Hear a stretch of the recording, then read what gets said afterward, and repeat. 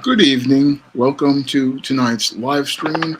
I am going to get started in a moment. I just need to let everybody on social media know that the stream is on the air.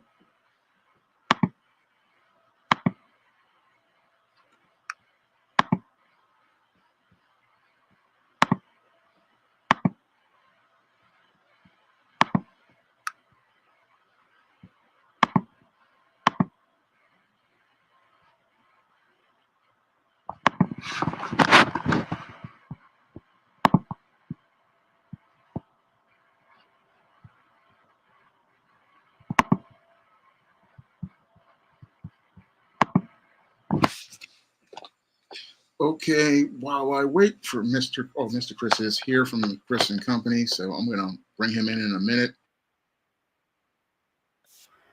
Bit of a perfunctory on tonight. Before I do tonight's show, I want everybody to check out the SJS Direct 2023 books, John Haynes, Godbreaker, and John Haynes 1987. They're going to be available on Amazon.com in paperback right now.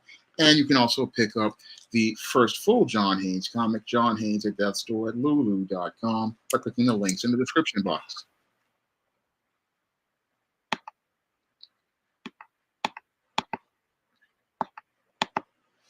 So I'm going to bring Mr. Chris in, and we're going to have tonight's show, and we're going to talk about the topic of the difference between dating and courtship. So what's going on, Mr. Chris? How are you? Okay, I think he's there. Well, I'll wait for him to I'll wait for him to come in, but I'm just going to get started. So tonight's show was inspired by the video that I saw of that woman in that viral video who turned down the Cheesecake Factory. And it was the talking point that she made in that video on the Cheesecake Factory that made me really want to explain the difference between courtship and dating. And I'm going to show everybody that video right now. Just got to go bring it up.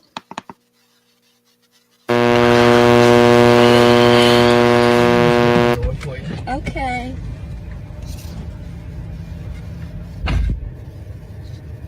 He got me at the Cheesecake Factory, y'all. I ain't getting out this car.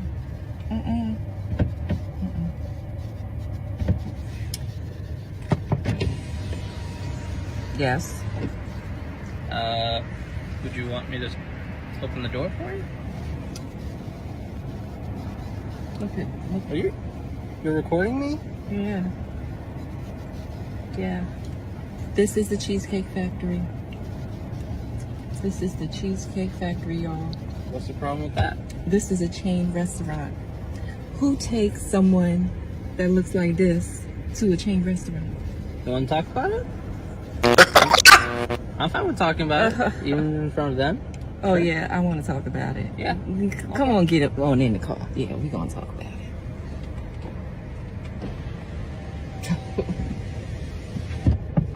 Oh, okay. Okay. So, yes. Let's talk about it. Let's talk about it. So you expect a man to go all out on the first date? Is that right? I mean, you're supposed to. When you take out a beautiful woman and you're courting her, because I get courted. So you're courting her, right? You're supposed to take care of her. You're supposed to cover her. You're supposed to protect her, cherish her, treat her well, right? Yeah. And I agree. I went into this date as I expect, with the expectations for myself to keep you safe, to respect you,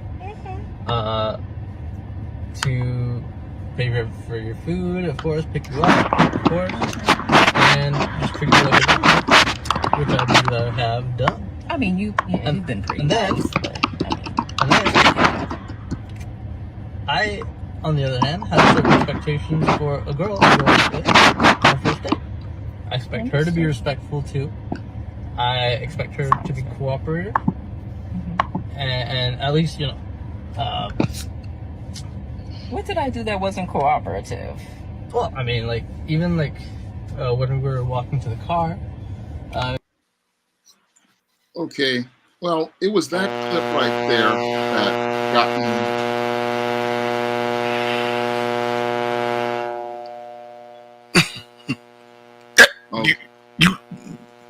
You want me to interject? I was getting ready to start something, Mr. Chris. I'll let you get at it in a minute. Oh, okay, yeah. I want to do I want to introduce everybody to this clip and what inspired it. So okay. All right. Here with this, I think her name is, I forget what her name is. I think her name is Angela or something like that.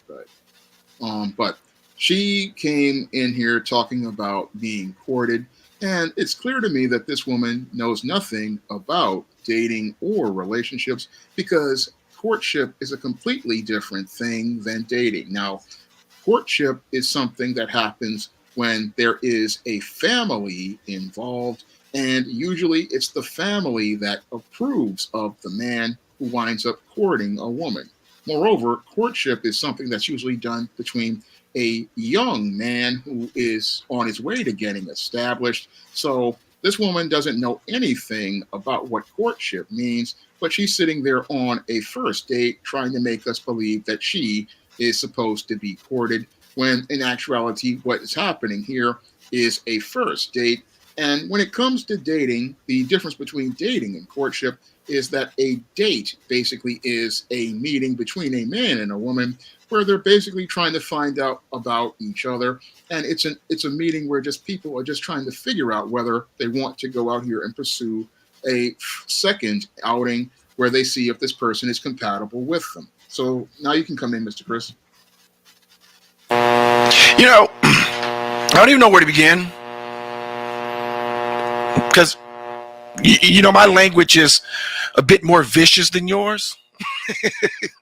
Well, I'm just doing this for YouTube. I don't want to get flagged, so I get it. I get it. I'm just gonna come out the rip. These modern women are undateable. They're absolutely undateable. And back in my 20s and 30s,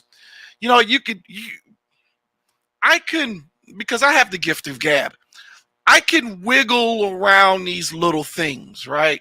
All right, you don't like this particular restaurant, big deal. Now I've already got it in my mind, and I'm probably not going to see her again. But let me just see how far it goes. Let me see if I can get some action out of it.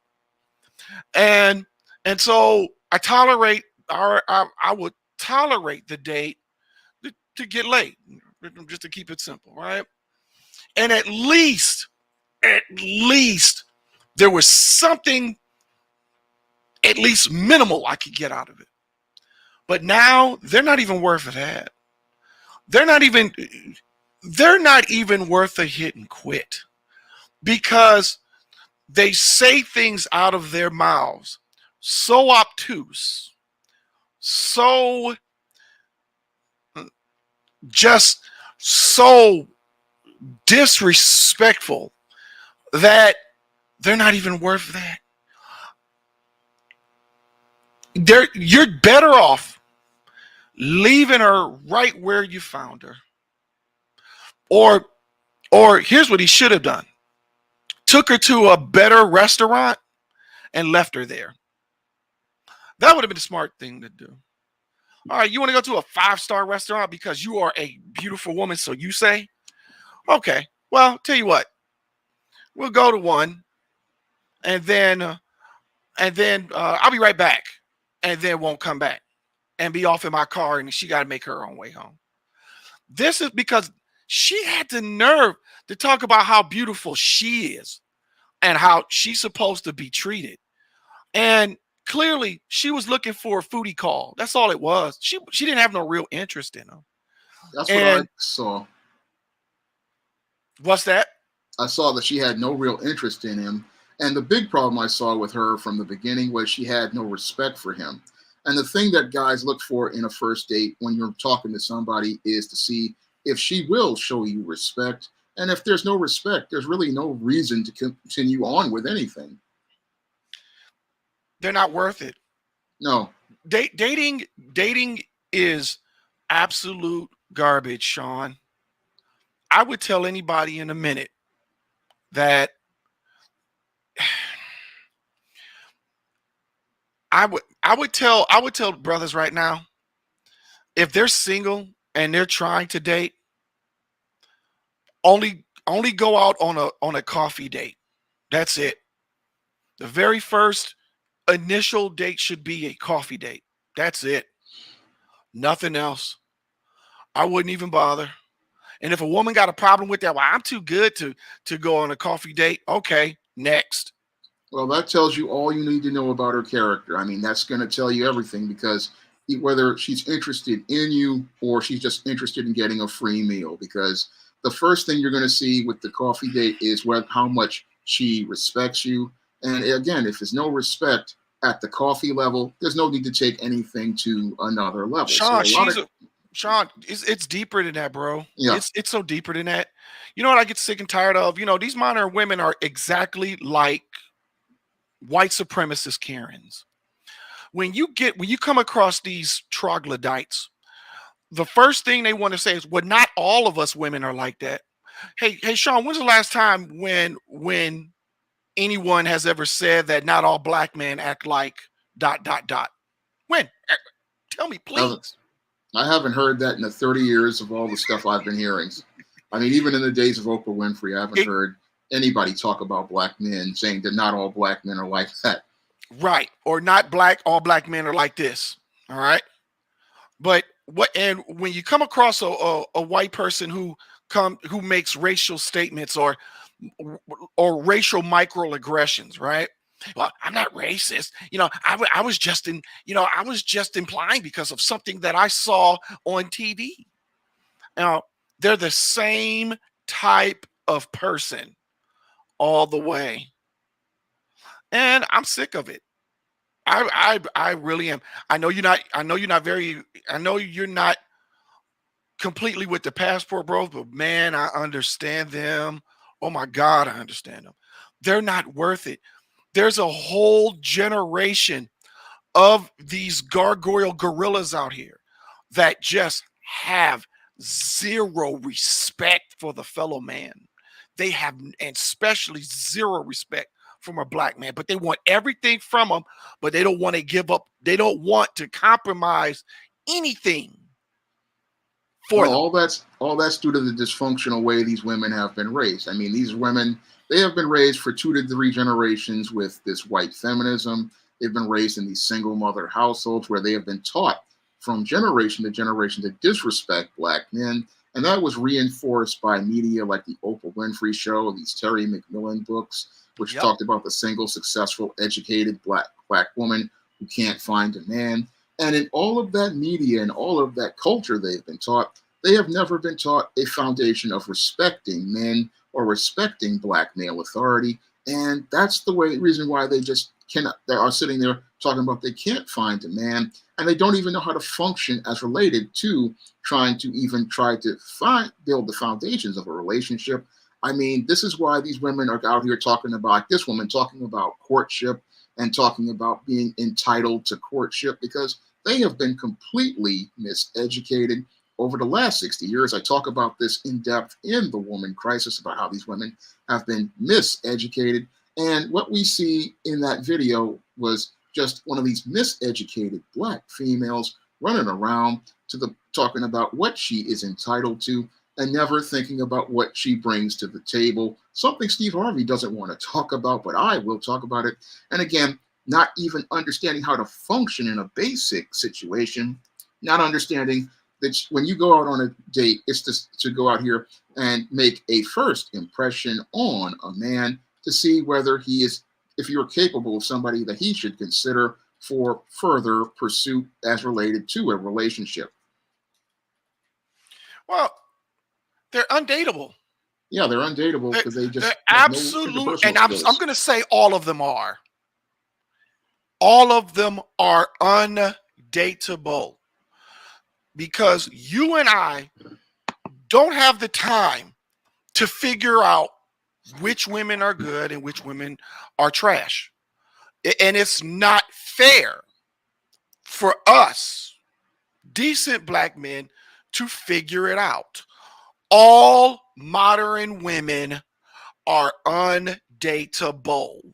And for decent women out there that are not them, you better start separating yourself, or you're going to be put in that trash heap of modern women. The statistics doesn't lie. 50% of black men are single and childless. That means a lot of them are hip to what's going on right now, and they don't want to date because they don't want to lose. And I don't blame them. I can't blame them either. I mean, you have a lot to lose in today's modern society. I mean, with these ratchets in this era of Me Too, a guy could lose his freedom based on her having a bad date and then going to the police. A guy could lose if he gets involved with her and has a one-night stand, if she puts him on child support. I mean, the entire gynocentric system makes it where most guys don't want to invest in dating or relationships because right now guys have too much to lose at this point. Exactly. And why are we the ones? Why do black men? Why do we ones constantly get there? Not all of us are like that. I hear that from white people and these modern women constantly. And you know what? I'm sick of it. All of them, all of y'all. Unless I meet you on an individual one-on-one basis, then that's different. But man, we don't got time to sort them out. No. And I'm not going to dance around the subject like other people that talk about stuff like this on their YouTube or on their other channels or their Twitter channels and stuff like that, because the situation is serious now. My God, she had a puke green dress on. She had a dollar store dress on. Right. And purple lipstick. Who you're a comic book man. Who else wears green and purple? I'll wait. That's a Joker. Exactly. And she was just as insane as he was. Exactly. This is what we black men got to look forward to. This is what's waiting for us out in this dating diaspora. No, I think not. No. I think not. And it's a really go ahead. And the problem is that these are the women who at the basic level, this is how they are. So if you can't even move any further with them because this is how they are at the start. I mean, this is minute one on the first meeting. They're just acting this out of pocket and crazy. There's nothing you can do with them as related to leading them or giving them any direction or instruction. I mean, they just are a problem from minute one. And that's why a lot of guys are just saying, look, just throw up your hands and walk away, because there's no way you can really build into any sort of anything as related to what is called a courtship. I mean, you can't, if this woman cannot even figure out basic dating, how can you work towards working with her in a relationship? That's the critical question I gotta ask when I look at this situation. And it makes me, when I look at this situation, I go, this woman, she can't figure this out as related to a first date, and there's no way any man could ever think about moving forward with her. Absolutely. Why is she single in the first place? That's the $1 million question right there. If she looked as good as she claims she is, pushing up her boobs, unless she's a boob. Hmm. Yeah, she's a boob. While she's pushing up her boobs, yeah, she's a brainless boob. But the fact is, if you're so hot and you're so fine, why are you so single? Let me give you brothers out here a taste of the reality of the situation in dating. If you come across a highly attractive woman and she's single and she's available, it's a red flag. There's Major something red flag. about her. There's something about her that either she's turned off by certain men, or are been turned, or the men themselves have been turned off by her. There's an absolute reason why that frog is available. Yep. And the mere fact that once you understand that, instead of keeping an open mind, have that red flag in your back pocket, because that red flag is always going to show its ugly head. She probably has too many children. She's probably lives in a rundown apartment. Whatever it is, it's not compatible to bring in a relationship. Yep. Absolutely. I mean, this woman, I was watching the video later on where she was trying to explain herself. I mean, this woman she was 6'1", and the guy was like 5'5" or something like that. And she was trying to explain herself, and everything she was just doing was deflecting.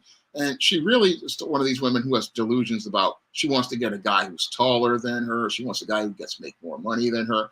And I mean, she only went with this guy because he basically walked up to her and asked her out. And he basically was thinking he could get her, but he didn't understand what he was getting into. Because again, like you said, if she's available right now, she's available for a reason. And usually when women are like this, are available like this, it's because no guy really wants them, because they have a lot of issues. Well, you got to remember, these women are looking for help. I'm damn saying most. All modern women are looking for help. They're not looking for love. Yeah. All modern women are looking for help. All right. Because they didn't jam themselves up. Right. Because they blew it. Yep. The guy that was good for them, they passed them up. And usually the guy that they really want is a Pookie, Yep. is a Ray Ray. And like in Cynthia G's situation, where she hooked up with a dude who got 5 other kids by 5 other women, and thinking that her body is more special than those other women's bodies, and when they're not. The idiocy, Sean. Yeah. The idiocy is right there. There's in the Twilight Zone. Have you ever watched the Twilight Zone?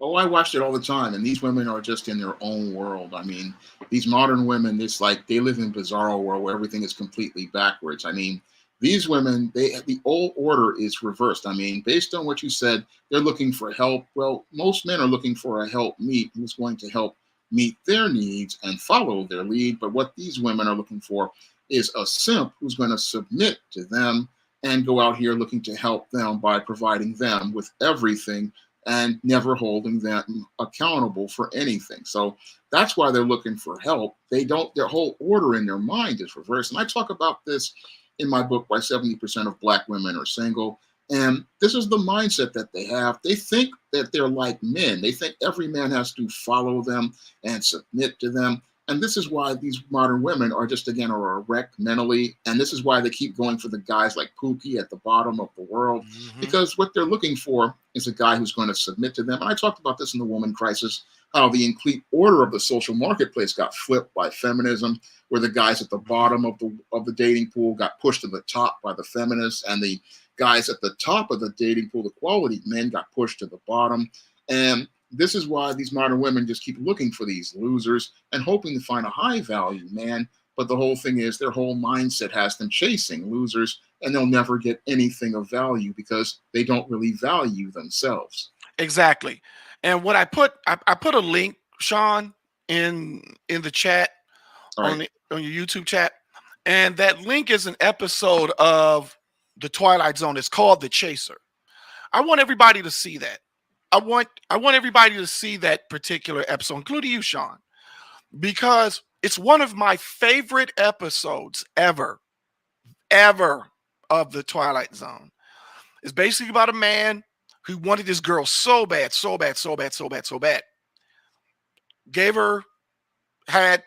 He put a love potion in her drink, and she fell in love with him. Problem was that it was love overload, and he didn't know how to handle it. And when he got what he want, he didn't know what to do. And you check it out. I mean, he pretty much got in over his head. How do I relate that to today's dating? A lot of modern women are not mentally, physically, socially, or spiritually mature or even stable to be even date material. And when they come across a decent man, a decent man who takes care of his business, who's stable, who's steady, they don't know what to do because they've been used to clowns and pookies for so long that when they come across a man that's stable, and he got his shit together, they get in over their heads because it's like they don't know what to do. They can't handle it, from what I've seen. They can't handle it when they see a man of character who's got his stuff together. They just can't handle being with that kind of man, because they basically, as I said, why 70% of black women are single, they have the minds of like a 14-year-old or at the most a 16-year-old. They're still with a high school mindset. And this is with the college degrees and the jobs that they have. They still have a mental age of about 14 or 16. So they're not used to men. They're not used to being in a relationship with a man. They're not used to a man who's going to be asserting authority and establishing order, a man who's going to create structure. They can't handle that kind of stuff. And this is why they're attracted to Pookie, because Pookie doesn't have any sort of responsibility for them. So whenever a man starts to talk about being serious, they don't really want a dude who is serious. No, they like the clowns and they like the children because they're mentally children themselves. Exactly. And Pookies are not going to hold a Pookie and a Ray Ray. He doesn't have nothing and he has nothing to lose. So he's not going to hold that woman accountable for anything. That's why those particular women like those type of men. Anytime modern women don't want to be challenged. They don't want to be challenged. They talk about they do, but it's a lie, because when that challenge comes about, then they take it personal instead of this is a teachable moment. There's a reason why, and they don't want to hear that at all. I want to read something in your chat, in your YouTube chat. All right. Where Sam said, y'all need to find yourselves a white woman. They're loving, caring, and full of no ego. Well, wrong. That's wrong. You're so wrong on that one, Sam. White women got egos too. And as far as loving and caring, they're part of the dating problem too. This is we talk about it. We talk more mainly black women because me and Sean are black men and we like black women. You know, but to date a white woman, for the sake of trying to, find a softer woman. That's not true, because this the westernized world is like this. My places in Europe, uh, here in the United States, it's it's a western, it's the western society of how dating is looked at is bad. I and a lot of times a white woman will date a black man just to flex. Hey, I got me a black man, trying to show them off, and they'll show them off to their girlfriends and stuff like that, like like a new accessory. No, I don't think so. Interracial dating is not all that. Dating interracial is not all that much better. Hell, even relationships within races are difficult. Now you're going to add another layer of interracial dating to even make things even more complicated in this. No, that's okay. Hell, I'd rather have a threesome than than than to be in an interracial date, than interracial date, because at least at least I know what that outcome is going to happen. But in an interracial relationship, you don't know what's going to happen. And with the racial climate today, nah, I wouldn't take my chances. I wouldn't take Yeah, my I chances at just all. read an article where Tay Diggs' former wife basically blamed the black community for her relationship falling apart. And I'm going to get ready to take that one to the barbecue. But these interracial relationships, it doesn't really work as related to white women, because many of the white women, they just, again, like you said, see a black man as a fetish. They see him as a novelty. And when it comes to black women, you have to understand, where did the black woman get a lot of her ideas from? She got them from the white woman. So when you Exactly. talk about the black woman, you really, yes, she's ratchet, but a lot of the ratchetness came from that white woman who she wants to emulate and copy. Exactly. And so you're jumping out of the frying pan and right into the fire. No, this the the dating the dating diaspora here it's garbage, it's trash. There there's too many women that are just absolutely undateable. You know, And and um say what you want about passport brothers. At least passport brothers are going to places where women are at least dateable, that they come from traditional families, and and they look and they're even told by their elders to look for men that have traditional values. And nowadays here, no way. You tell her, hey, hey, I'm looking for a woman that will complement with what I'm doing, and we'll build things together. And yeah, I would like to have a steak dinner done, and have have dinner served to me. What? You looking for a slave? You looking for somebody to tell you what to do? Man, I don't got time for that mess. It has nothing to do with that. It's about complimenting one another. You know, yeah, it and it's just a lost art. It really is. It's fact. I, It's funny. We went to the Cheesecake Factory last night, and I made a video. I made a video talking about the Grinch. Let's just call her the Grinch with purple lipstick, right? And TikTok took the TikTok took the video down, Sean. They took it that's down. not fit. That's not right. Of course, you can't even talk about these modern garbage bags, these modern garbage bag women, but they can come on to these platforms and talk straight doggish to us day in, day out, every day. And the only reason that Cynthia G got demonetized, it wasn't anything that she hadn't said in the past.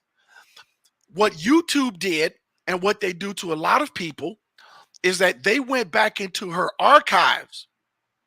They went back way back into her archives, plucked something out, and said, now it's against community guidelines. That's how these guys get you. That's how I got on. That's how YouTube, I mean, not YouTube. That's how Facebook got me. Facebook completely shut down my original profile, my original page, not because of something that I had typed recently or posted recently. They went back into the archives and they something I posted and then said, "Oh, well, this is community, this goes against community standards. We're going to take," and basically they didn't even say they was going to take my page down. They just never gave it back to me. They do that to black people on these social media pages all the time. I mean, it's like they're always targeting black people. Meanwhile, you can have terrorists up here, you can have hate groups up here, but they're always monitoring black channels, and they just target them. And when I called them out on it one time because they tried to do it to me, talking about some video I made during the David Carroll era, and I managed to fight them and managed to get the entire strike, because they wanted to put a strike on there for an age restricted video. They did the same thing to Professor Black Truth. But they always going after black channels, and they try to make it look like they're not, but they always try to go after us. And when it comes to black men, they don't want to see us talking about relationships, because we're going to present a counterpoint that is a complete repudiation of all these gynocentric narratives, because these anti-black gynocentric narratives, they need to be pushed back on, but they don't want them pushed back on. No, you got to, Sean, they've had what, a three generational head start on this. 60s, 70s, and 60s, 70s, 80s, and 90s. Four generations where they've been able to get away, where the feminist movement started in the 60s, 70s, you started seeing shows like Mary Tyler Moore and that other show that Carol, I forgot her name. That black woman, Carol, Diane Carroll. Yeah. Claudine. Yeah. You started seeing women Julia. have it. Right. Yup, exactly. Then Rhoda came out, was a spin-off of Mary Tyler Moore. So then that happened. Then what happened? So that happened in the 70s. Then in the 80s, TV shows like Oprah came out, Sally Jesse Raphael, where they started talking about men-women issues. And at first they claimed that they were being fair across the board. But then women would, I saw an episode with Oprah where the woman cheated on the man and Oprah got mad at the man.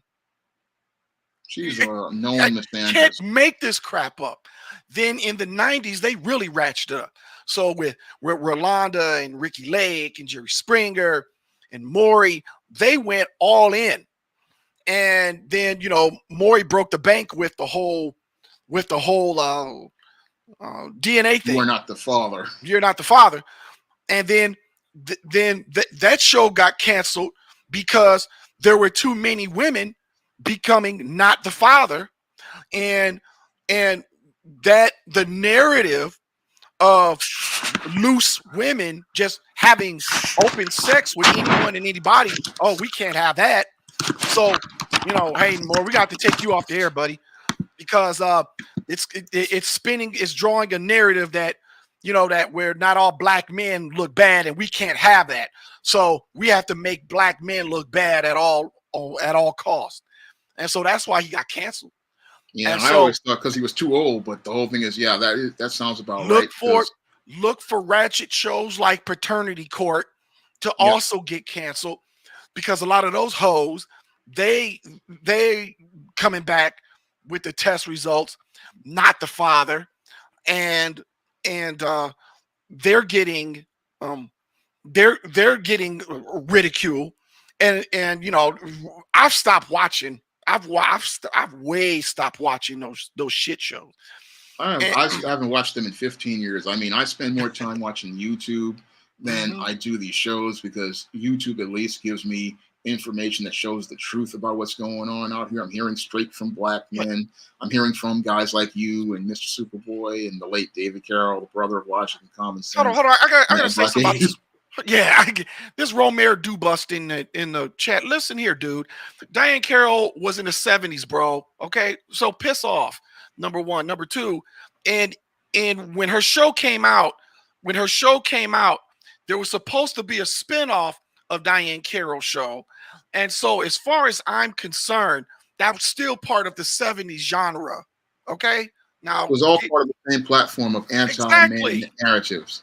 I mean, Julia came out in the late 1960s, but I watched episodes on YouTube, and again, I could see the misandry in that show. I could see, oh, you've got the working, educated black woman. There's no father, and she's looking for a man, and he's got these friendly white people to go out here and help her, and everything is going good for her. But they don't show a husband in that family. They show her looking for a man, and the whole show was again designed to socially engineer the idea into black women's minds that they didn't need a man, that he was an accessory. Right. And once again, Mary Tyler Moore, same thing. Rhoda, same thing. And hell, when Maude came out, all she did was disrespect Walter. She was real tall, he was real short, and she would be bullheaded and stubborn. Walter would try to talk her, hey, Maude, be reasonable. And she had her own mind made up. And then, was it Good Times that was spinoff of Maude? Yeah, Good Times was a spinoff of Maude. Yeah. Good Times was a spinoff of Maude. Good Times, a great show. And and clearly they didn't like the fact how strong James was. Yeah. And so they went another direction with him. And so yeah, it's the images that we've seen on TV when we were little kids, are now manifested in the gremlin, the gremlin that's too good for the Cheesecake Factory with her overweight ass, right? And this little short guy. And let me tell you something about him. I think he had a fetish for her. That's what I'm thinking myself. I think it was just a fetish thing. I think it was just a fetish thing. And because he didn't I forgot who the guy's name is, Sean or something. They were both on his show or whatever. First of all, they looked odd. They both looked uncomfortable. It's a guy called the Truth Factory, and the guy's name was Jay, and he was just a straight up simp. I mean, I just got through watching the video before I did this live, and this whole interview was it was really one of the craziest things I ever saw. I mean, this woman is twice this man's size. I mean, she looked like a dude. I mean, he looks like a little boy, and she looks like a dude. And I mean, if I didn't know that. If I had watched this interview and just went on the viral video, I would have thought that they were the same size, but she's like twice his size. She looked like she could basically fold this guy in half. Well, yeah. He looked uncomfortable. She looked uncomfortable. I don't know what he must have paid them to be on his. I'm thinking that's what it is, because most guys would have charged to the game and been on about their business. Right. Like I just didn't see it.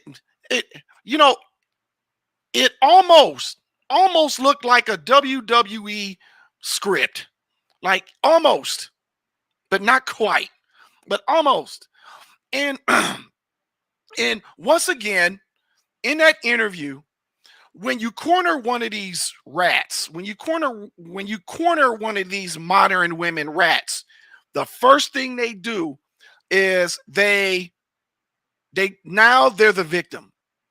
They immediately turn to being the victim when you call them out on their BS. And right on point. Well, I just thought as a woman of my stature, that there's a level of being courted, and that was the way that I was brought up. And I didn't have no idea that so many people was offended, and I just felt like that was all BS, because anybody right, who knows what courtship is knows courtship is done by a young woman. And it's usually done by a young woman with a young man, and usually the family is involved. Usually, when it's courtship, what happens is the man goes to the woman's parents and sits down with them. They have a conversation. The guy is vetted, and if the father approves, what happens is that he makes an exclusive deal for her to go out with that man. So she's sitting up there talking about courtship and don't even know what the whole thing is about. And that's the thing that made me just look at this woman and shake my head. I'm like, you're talking about courting when you don't even know what this is about, because usually, again, courtship involves a family. And one of the reasons why so many Black women and Black men have a problem is that we don't have a family unit, because it's a family unit that leads to a lot of successful marriages and relationships, because there's the father involved. And when the father is involved, he can go out here and vet the guys. And when he vets the guys, there are no pookies allowed even towards his daughters. Sean, I bet you $20. I bet you $20, and I'll put it on your Cash App that had that man brought that green and purple frog home to his native Indian family, they would not have approved. Not at all. They would not have approved. Courting, there was no way he was going to bring her. He was going to bring that green and purple frog back to his people. No way in hell. No, he wasn't going to bring that back to his family. And usually Indian guys, again, they usually have the family involved whenever they're serious. So when I was looking at that video, I was like, all he was thinking about was getting this woman to drop the skid mark king-size jockey thong and get his taste of the carbon waste from the micro carbon rod. I mean, that's what I think he was out here to get as related to this situation. He wasn't really about anything serious as related to any sort of courtship like this woman thought she was going to get.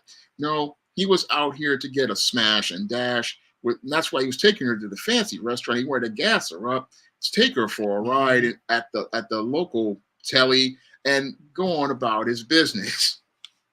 Yeah, he went about it the right way, taking her to the nice place, taking her to a 5-star restaurant. And let's talk about that, right? We forgot about the context of the whole Cheesecake Factory.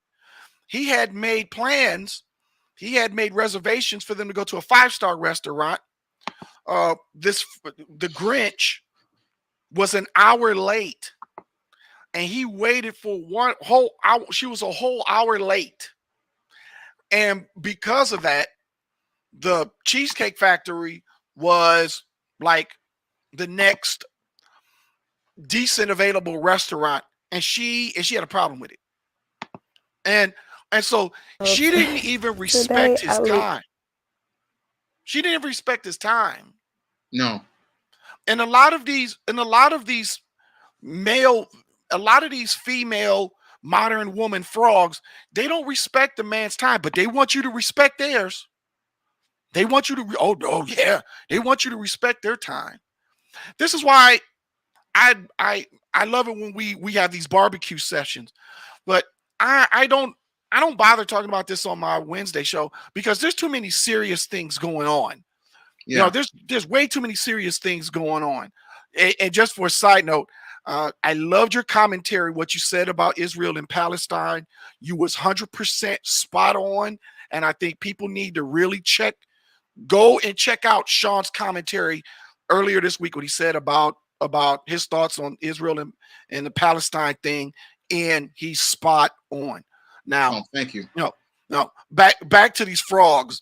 Now, the other one, did you see the other video with this modern woman who ate 48 oysters and then blamed it on some? I'm about to share it with everybody again now. This nigga I met a few weeks ago out with my friends.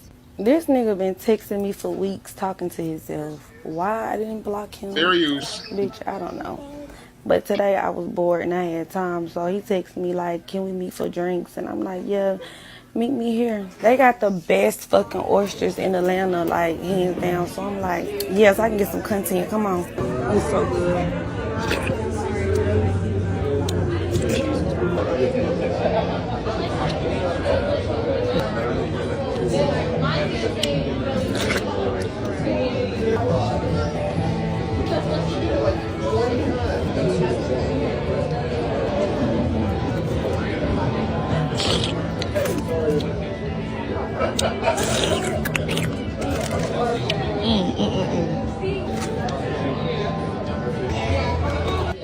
Y'all, when the fourth one came out, he was looking at me crazy. I didn't give a fuck. I'm like, baby, you invited me out. I'm gonna eat, and I was coming anyway. But I ain't gonna lie, no, I wouldn't have did all that, but I did do all that. They was so good. I was not expecting it to be that good. It was just so good. Like I had to. It was so good. So after that, I'm like, baby, what's next? What I'm about to eat? These potatoes, they were so good. And the crab cakes, everything was so good. 10, baby. Why the fuck this bitch ass nigga say he going to the bathroom and never come back? The fuck? I'm like, hold the fuck on. It's been like 10, 20, 30 minutes, bitch. What the fuck this nigga at? Had to end up grabbing a tab, bitch. Nigga left me with his little one fucking drink. Yeah, bitch. I'm so glad bitch keep me some money, cause what? That was crazy to me. And I said, bitch, you run out on the tab. He talking about, I'm offering you to drink. The fuck are you talking about, bitch? Now TikTok didn't take that off. Nope. But I made a Cheesecake Factory video last night with a sprinkle, and it got taken down. See, this is what I'm talking about. Enough. I'll get back to me later. The fact of the matter is that she was tacky, trifling, no class, no manners. She's slurping and burping all in my ear. Disgusting. And when I got the Crimson Cure, I don't know if you watch her, but I watch her sometimes. Yeah, Crimson Cure. Yeah, I liked her take on it. Her take is that it was all cap, whereas because what are the chances that she just happened to go to this place where the oysters were on sale, and she ate as many as she ate, and there was no guy around at all. If today's modern women, if the guy's a creep, or in their mind, okay, they usually put that guy on blast, say his name, here's a picture of this guy, but none of that was ever exposed. And I found that very peculiar, because it's like, yeah, usually modern women like Grimace did that was too good for the Cheesecake Factory. She put him on social media and showed his face to humiliate him. So when I was like, well, where's this guy at? What's his name? And this and that and the other, it dawned on me, oh, there is no guy.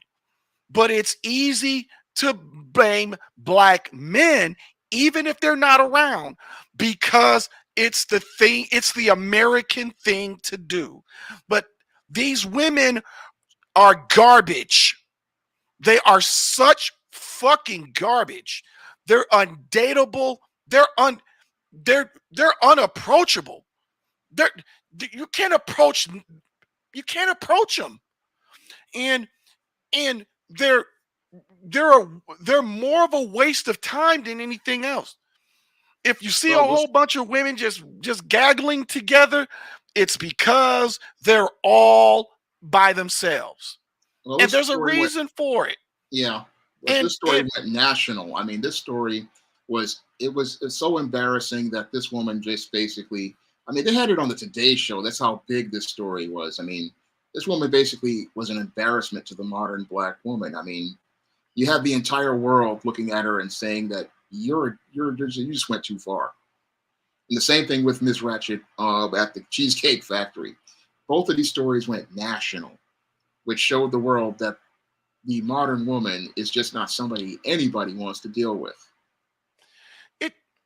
Sean, I don't know if it is for you, but for me, it's draining.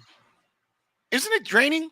Isn't it draining to see these videos in real time of these modern attention whore women do this stuff? Like, isn't it draining?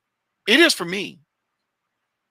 Because see, No, it's very draining because you think about is this what the pool of women are? I mean, if this is the pool, then the America is in trouble because these are not women you would want to we're have. past trouble, bro.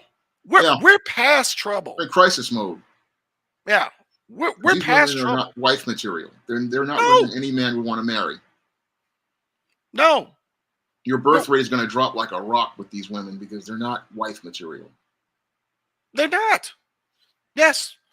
And the birth rates are already dropping like a rock, Sean.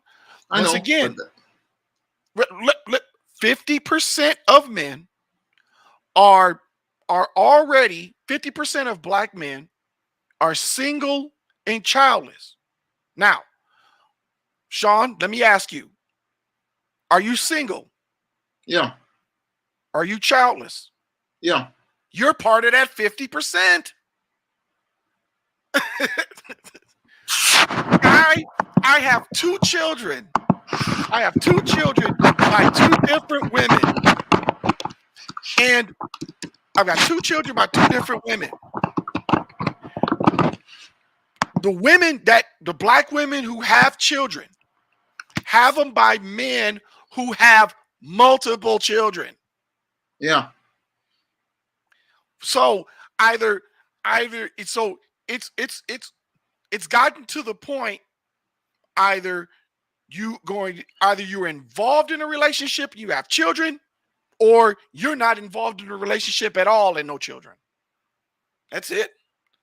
There's no gray area. Yeah.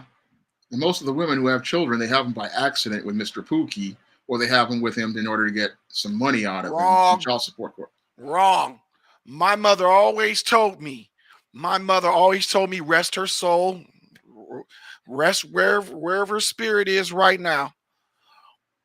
My mother always said, women do not have kids by a particular man on purpose. There is a rhyme and reason why they will have they'll have a baby by a particular man versus another man. Well, some of them have them because they want to manipulate this guy. They think if they have the baby, this will make this man want to commit to them. But Pookie doesn't want to commit to anybody. I mean, I saw that in the South Bronx for many years. A lot of women think they can hold on to a dude because they're insecure. So some of them think they can hold on to a dude by having a kid, but he doesn't want you. All he wants to just do is put the carbon rod in the atomic waste reactor, have his fun, and be on his way. But a lot of men aren't doing that no more. Putting the carbon rod in the nuclear waste that's even being passed by because they don't want to deal with the child support system. They don't want to have to deal with everything that comes with having a child by a woman that looks at you as a cash register. Just like one of your in your chat here, one Phobus, he says, salute, Sean. I'm a fellow member of that childless 50%. Yes. One Phobus, check this out, man. You're single, you're childless, and you see what we're seeing. This woman sat up here and had 48 oysters. 48 oysters. And then she was slurping and belching over on her TikTok. And then, call him a know-nothing Negro. I hate to say that word. But, a nothing Negro. And she still think that she was in the right. She still think that she did nothing wrong. Now you got the grape ape that was too good for the Cheesecake Factory with her green dress and her purple lipstick. All right. And she was trying to hide her belly because she does have one. All right. Yep. All right. This cantankerous, slovenly, sloppy, fat slob that was too good for the Cheesecake Factory had the nerve to have above and beyond standards, and you want to and she's available? No way. No way. Sean and One Phobus, you guys have no idea just how good you have it. Because you know what? It's better for you guys to keep your seed than to share your seed with a Grinch or with oyster slurping girl and have your seed permanently affected by her by these modern women's jacked up attitudes and the decency of you as a man. You don't want that. You don't want that for your future legacy. I mean, that's what I would say because again, this whenever you're going out, you're thinking about whether this woman is going to be your possible wife and possible mother of your children, and your mother is going to be the first teacher. I mean, what is your child going to learn from this kind of woman? That's what a lot of guys like myself be thinking about whenever we think about women. We think about, okay, what can this child teach my children later on? What type of values is she going to have? And when you look at the women who were in these two videos, they are not the type of women any guy would want to consider for a serious, committed relationship or any sort of courtship where they want to get exclusive. No, these women they just don't have what it takes. And on the first impression, they don't leave a good first impression to make you say, hey, I really want to consider this person and take them seriously. Right. They're not to be taken seriously. They're not.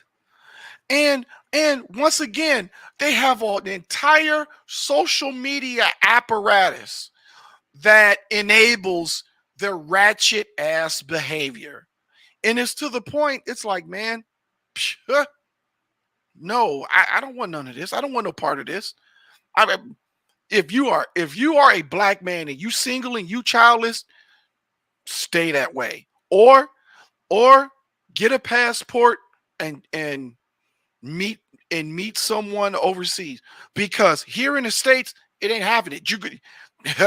You're gonna die alone because there's no marryable women out here. There's very, very little marriage material women. And then here's another thing.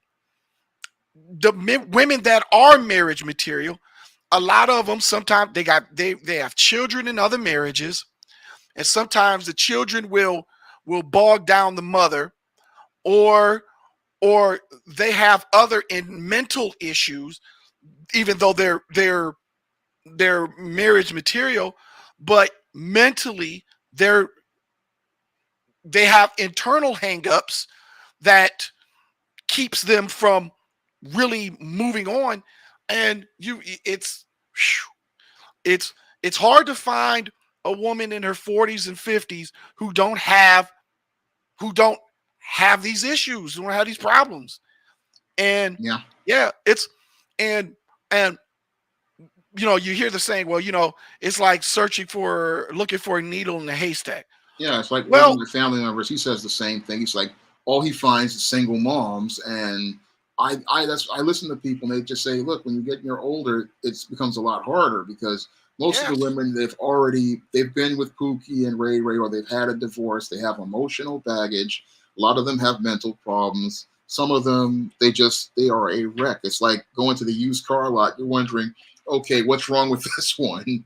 And you don't know what the problems are until you get it home, or even when you go out here and buy like used computers. Like I had a couple of months ago, I bought a MacBook Pro off of eBay, and I thought it was a good computer, but then when I used it for about a week, all of a sudden the SMC just blew up and the entire computer wouldn't charge. So getting involved with an older woman, she's got set in her values and set in her ways. She's got issues. So it becomes very hard to deal with someone, especially if they've got kids, and because the kids are going to start throwing tantrums and wanting attention. No. Not the kids don't have to be young.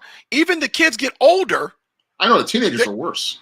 Yeah, right. When they get older, they lean on mom because she's been the only dependable, reliable person. Now you got to compete with, you've got to compete with her children for her attention.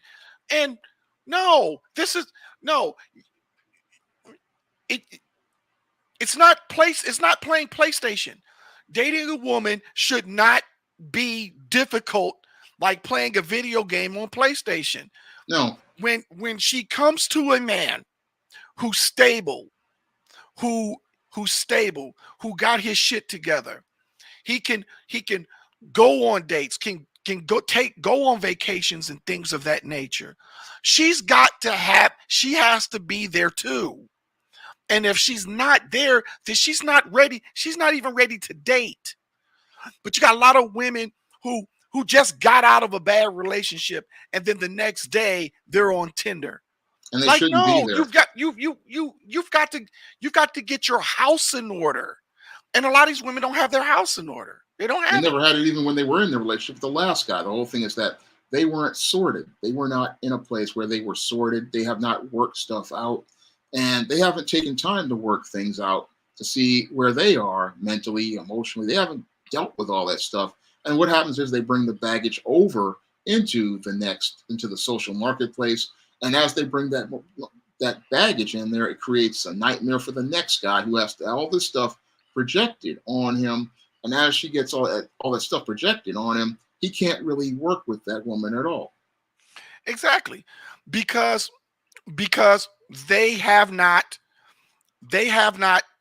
they're being dishonest when they move on into another relationship, when they have not handled the business in their past, and then get mad at the man when the man is like, hey, you know what, you don't got your affairs together. And that's why women are looking for help today. Modern women are looking for help. They're not looking for love. Modern women don't have it in them to love decent men because, number one, they've given all their love to all the Pookies and Ray Rays, sexually, emotionally, being devoted.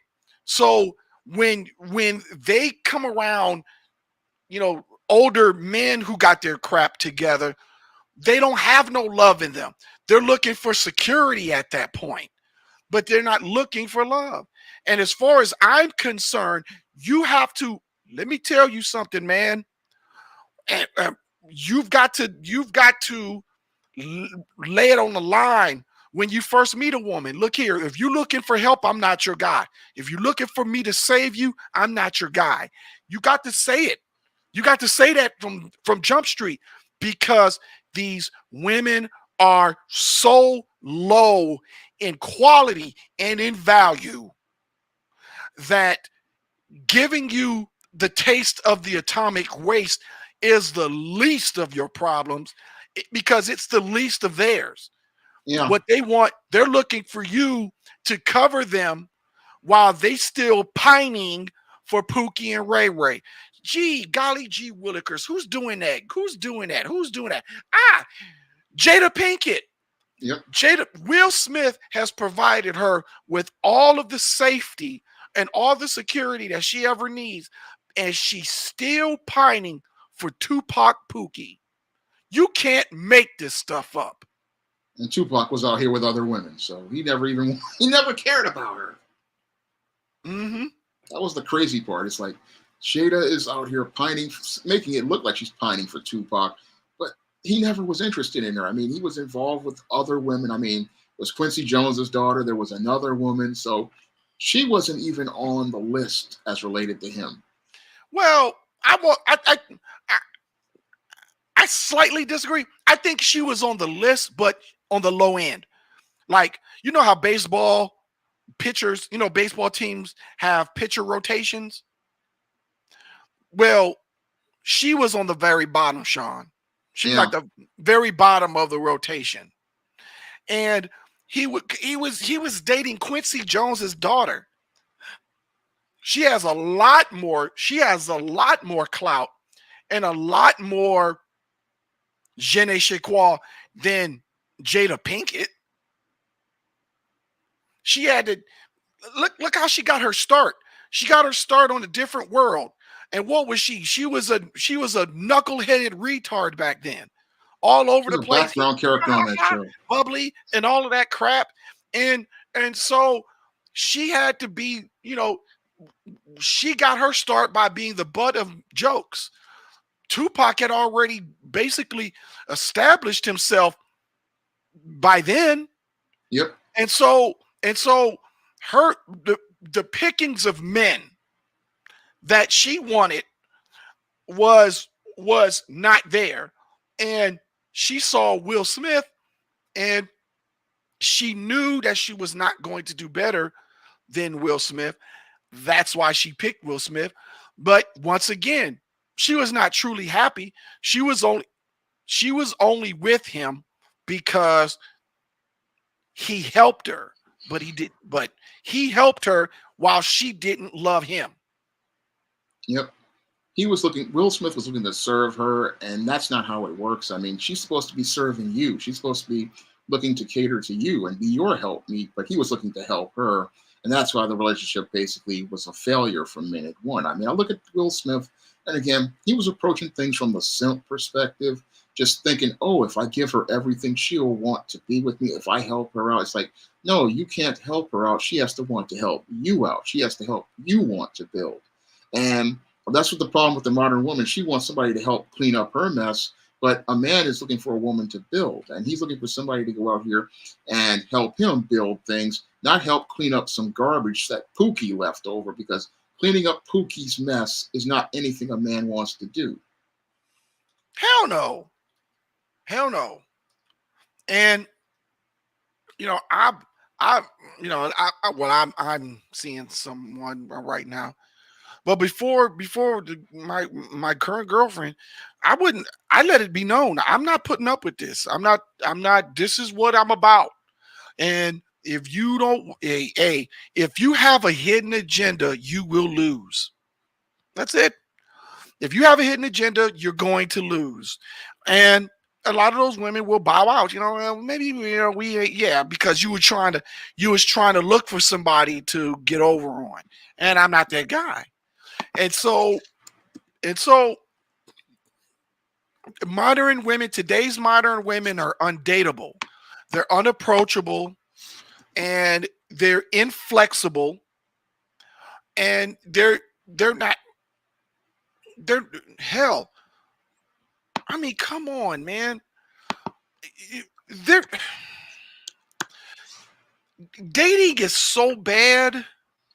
Dating is so bad. And you better off going to Las Vegas and hooking up with a call girl. I'm serious.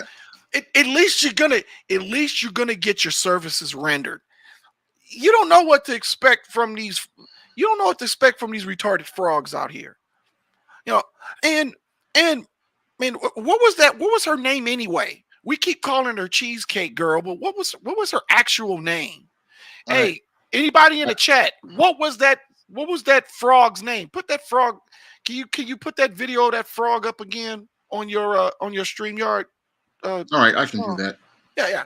What was her name? I think her name was Angela or something like that. I was watching the video with her. I'll get to it in a moment. I'll find it. But let me go get this video again. Yeah. Pull a video up again. I want to point out some things to guys, because modern women do the same thing.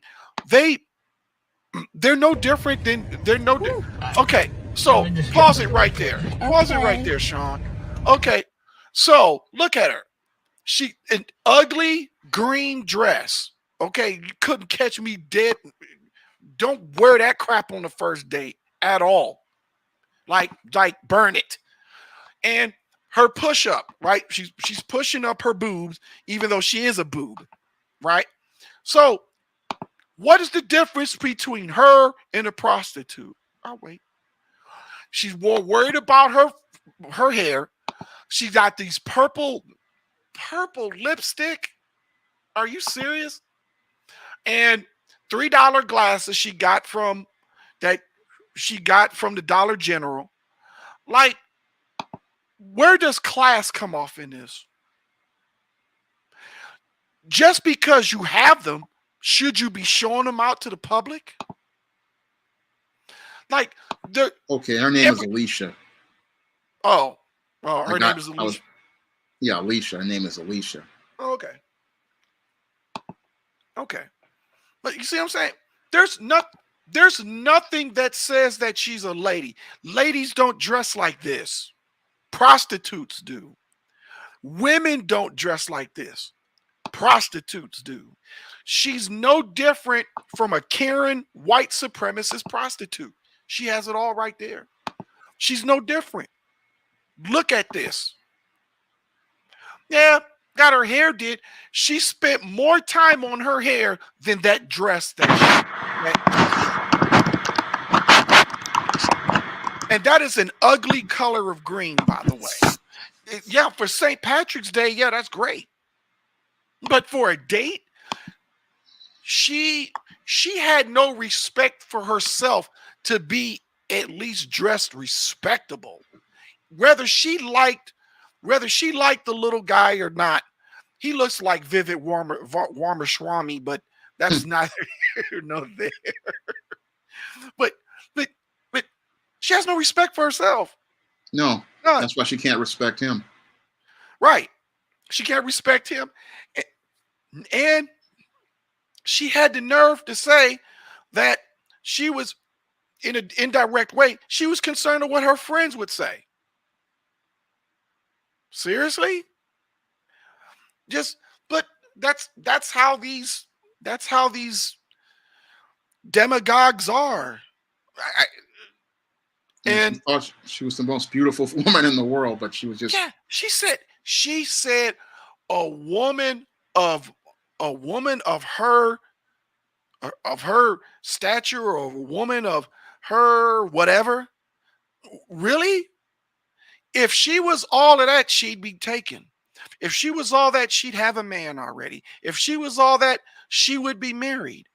Clearly, she's not marriage material. Because if she was, she'd be married already. Yeah.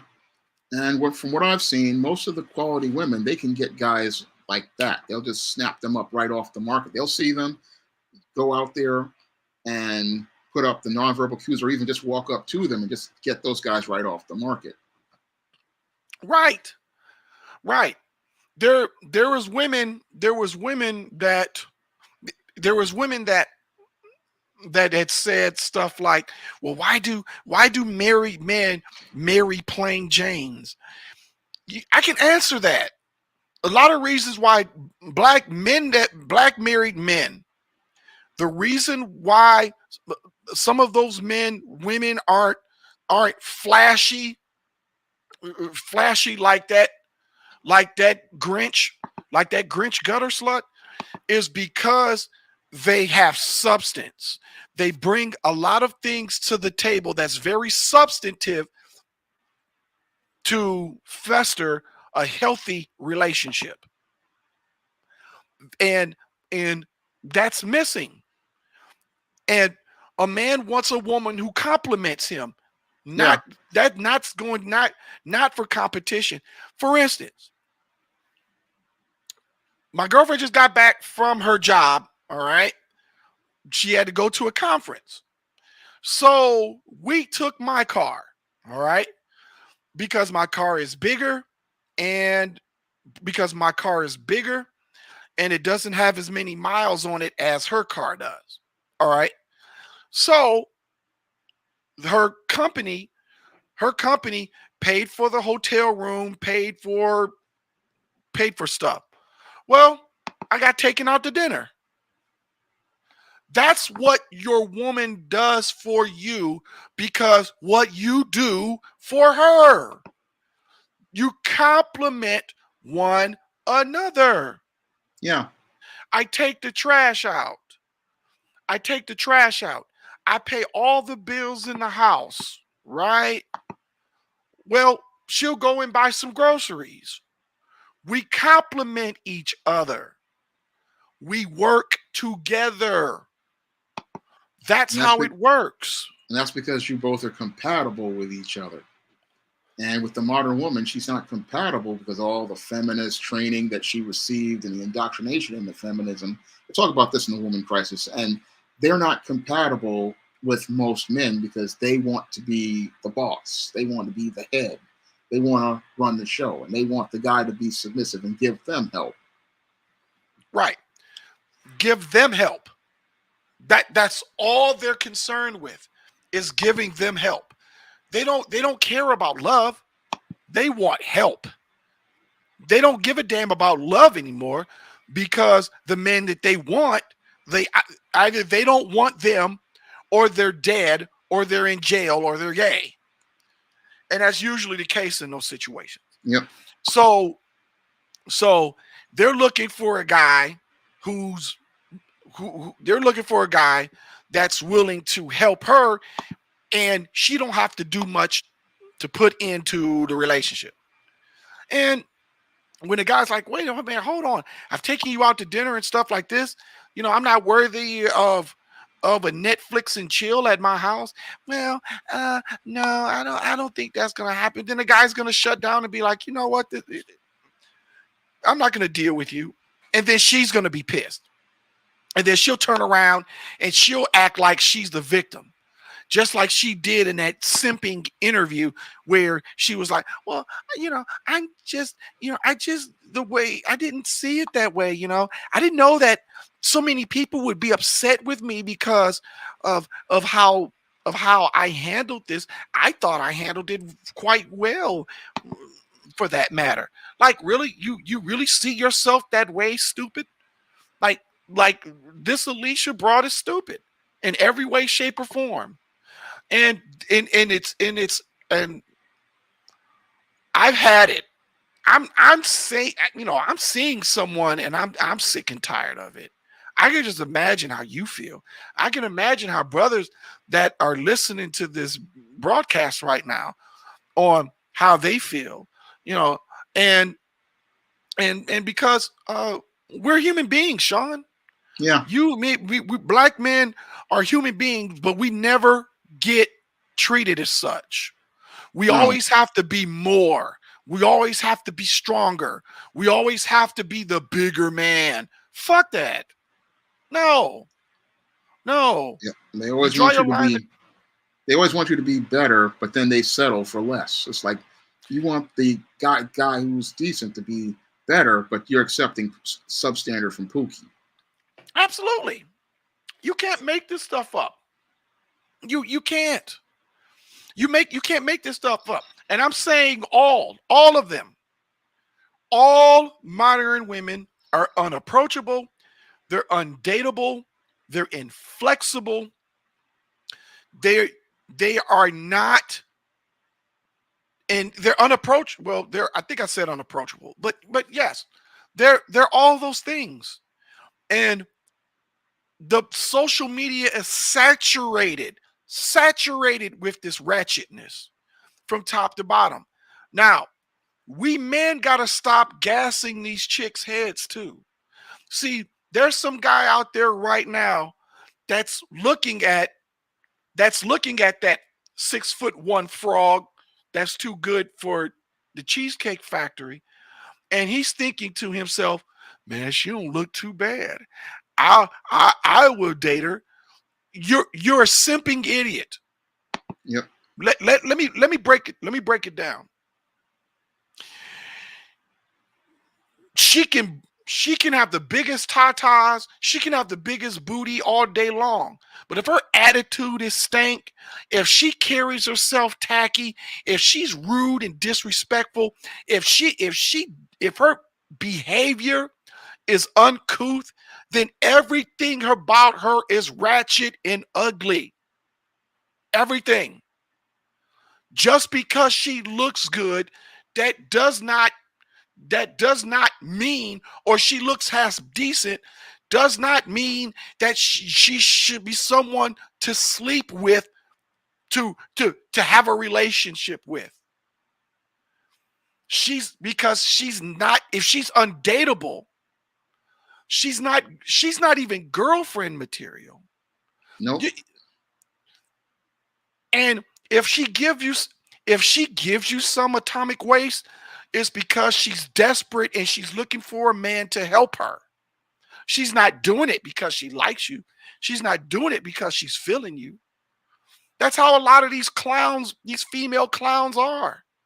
Yeah. And They just see sprinkle on that.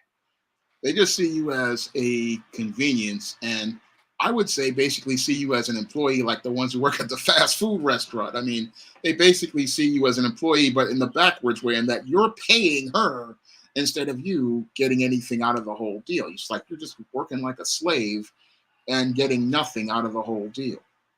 Right. Well, see, men like you and me, we know our value. We talk about this every time we know our value. We know we're not going to put up with it. We're not going to tolerate it. But there are a lot of guys that when sexual chemistry comes into the picture, you know, we'll compromise some of our own values just to get laid. And then it's after we get laid, we realize, oh my God, what have I done? Now this woman definitely is going to be looking to me to help her. And then as soon as I say no, then she's going to walk out the door. And now you in this codependent you're in this codependent cycle. And nobody's getting what they want. Nobody's getting the needs. Nobody's getting the nourishment within the relationship that should take place. And it's a sad state of affairs because now dating has become such a has become so selfish of a social interaction. Most men are checking out. Yeah. It's all one-sided. Yeah, it's all one-sided. It's all one-sided. And then think about it too. The older you get and you want to pursue a relationship, it gets harder because as time goes on, you get stuck in your ways on what you're comfortable with. And now it's going to be harder for you to come out of your comfort zone when you're dealing with a woman and you don't know if she has your best if she has your best intention. And they don't care no more. They don't care about having the best of intentions. It's either their way or no way. Yeah. And that's what makes it difficult to even start with them, because if she's just set in her ways and just wants what she wants, then there's no way for you to get her to work with you in a relationship, or even get her to follow your lead, or even to move anything past the first date. I mean, that's why everything is just stalled out at this point, and nobody can call themselves courting or thinking about moving to a more serious relationship, because most of these women, they're just caught up. It's like a car with a broken transmission. It's just stuck in the first gear and can't move any forward because the transmission is broken. Yeah. Well, speaking of transmission, that transmission was broken when she turned on her camera phone talking about, let's talk about this. And she had no problem hopping into his car, and she had the nerve to talk about trust. She acted like it was her car. She was just disrespectful to that man. Right. And for him to, there's no way I would want to go on somebody's social media show to talk about that crap. There's no way. I'm like, no, I'm not going to do that. And he's sitting down, all hunched over, and she's trying to hide her belly. I can't think. I would look it up, but I guess the interview with that guy, what's his name again? Jay something. Whoever they were interviewing with. They were interviewing the Truth Factory. I'll put a link to his video in the chat so everybody can get a look at this video with this comedy calling itself an interview. I mean, this interview is just it's comedy because this woman deflects all over the place. This guy is just a complete simp. And again, only a simp is going to go down and try to explain something. A man is just going to put a period at the end of the thing, say, look, it didn't work out. I'm going to charge her to the game. It is what it is. This woman is just not the one for me. And the way she was acting is just not somebody I would want to take anywhere. Exactly. Now, exactly. And his name is Kevin Wesley. That's his name. Yeah. Yeah. And so I'll send you the link. I could send you the link. But yeah, she's trying to hide her stomach in while she's sitting down, talking to him. And I mean, like, seriously, you're supposed to be some sort of prize. And this guy's getting emasculated again, looking like Vivek Ramaswamy. Like, dude, he looks at her as a fetish. And she looked at him as a joke. But here's the thing. All of this could have been avoided by her just saying, you know what? I got a boyfriend. Thanks, but it could have left it at that. But nope, not her. She was trying to use him for a come up. Jesus Christ. And she couldn't even do that right. Like, you are pathetic. And she wearing that same trifling, tacky ass purple lipstick in this interview with Kevin Wesley. You can't make this crap up. These women are garbage. Yeah. She thinks she's more than what she is. She thinks she's a hot commodity when she's making everybody ice cold. I mean, she's just thinking she's hot stuff, but she's lame. She's making it, but get you women out there, you women that claim that y'all not modern women, she's making it harder for you. Every woman that's listening to this broadcast right now, she's making it harder for you. Her and the oyster chick, because guys are sick and tired of it. Yep. Not just men my age, but men younger than us. They're tired of it. She basically proved the point to me of stuff I saw back about 30, 35 years ago in the late 80s when these girls started getting involved with these dope boys. I mean, everything we would talk about back then, we would say these chicks sitting up here talking about they want to go to high-end restaurants and high-end clubs, and they want this guy to roll out red carpet, because the dope boys back then would go out here and roll out that red carpet. They were the biggest simps and tricks in the game. And this is what spoiled the second generation of these kind of women back in the 80s. I mean, a lot of these guys, they would go out here. Some of these guys, they would come off their jobs in FedEx and UPS and the post office and be trying to spend the entire paycheck trying to take one of these women out, trying to compete with these dope boys and these rappers. And again, a lot of these women got spoiled, and that's what their mothers got spoiled on, and then they passed it on to this generation. And this is what we're seeing right now. And this is where we see the unapproachable woman, because this is what they learned from their mama. But Sean, a lot of these so-called decent women, they're not. They got knocked up by the dope boys in the 80s. I know. I saw them. Yeah, I saw them too. They got knocked up by the dope boys in the 80s, and then their daughters turned around and got knocked up by the Pookies and Ray Rays of the 2000s. You can't make this crap up. Nope. You can't make it up because it actually happened. And this is where we are right now. Yeah, the head ninja said, I wouldn't even take her to KFC. Dude. I wouldn't take her to the Arab chicken place. I wouldn't take her to McDonald's to get a Happy Meal. I wouldn't take her to McDonald's to get a Happy Meal.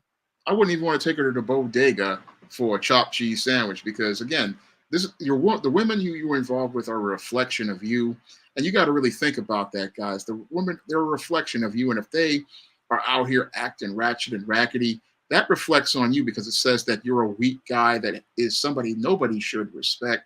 And that's why a lot of guys are avoiding modern women, because they don't want that woman reflecting on them negatively, making them look bad, making them look like they're soft and they don't have their stuff together. Because one of the things that makes you look like a man who doesn't have his stuff together is women who are disrespectful, women who are rude, women who will embarrass you in public.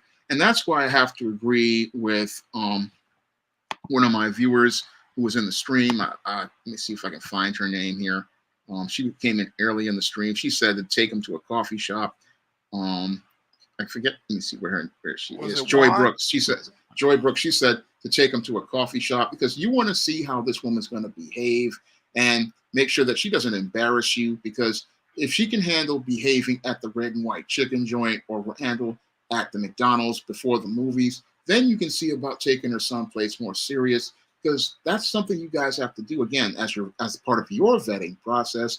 Because if she's acting a fool and in the car before you take it to the Cheesecake Factory like this, then that's going to make you look bad overall, and it makes it look like you're a weak guy who doesn't have his stuff together. Exactly. But a lot of these, and you know what? You know the difference between a modern woman and a real lady if they're okay with a coffee date. Only modern women, modern women in coffee dates is like holy water on Dracula, right? You throw holy water on Dracula.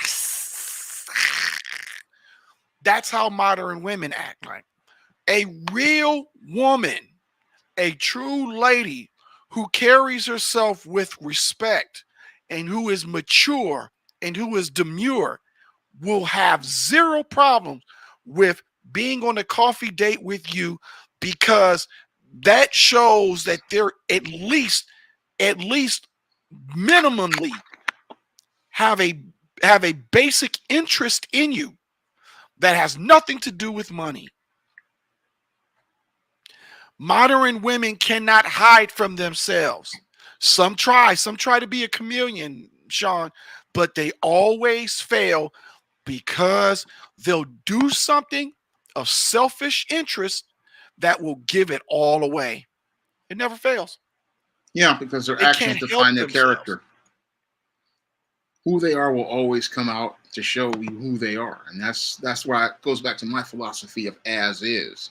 As you see her right now is who she is right now and who she will be in the relationship. And I always go by the as is. What I see right here, that's what I'm going to get. And when you see them in the beginning, this is who you're going to get later on. So a lot of the guys, they go out here thinking, oh, it's going to change. And that's what the simps do. They always think, oh, it's going to change. It's going to get better. No, this is the modern woman. This is who she is. And you have to accept what she is. And what she is what she's showing you right now. Right. Exactly. And think about this. Where does that leave dating now in present day 2023? Where does that leave dating? As a man right now, I shudder to think if I was single right now. I would shudder to think if I was single right now. My temperament is so short. My temperament is so short, dude. I don't have it. I remember this date didn't last long at all. I don't even call it a date. But this is before I met who I'm with now. And she's going to tell me, well, I want us to do this, and I want to, and she kept saying, I. And I was just like, oh, really? Well, it must be nice because that's not how I saw it, how I see it. Well, what makes you say that? Because because as far as I'm concerned, I'm in control of this situation. And that's exactly how I've been seeing it from the get. Oh, she didn't like that at all. But that's okay, though, because I was able to treat myself to a 5-star dinner. I went out and had fun, and I went back home. I mean, but I can afford that for myself. And that's another thing, too, that bothers me about Oyster Girl and the green dress, purple lipstick frog. Neither one of these broads, and I call them broads because that's what they are, these modern broads,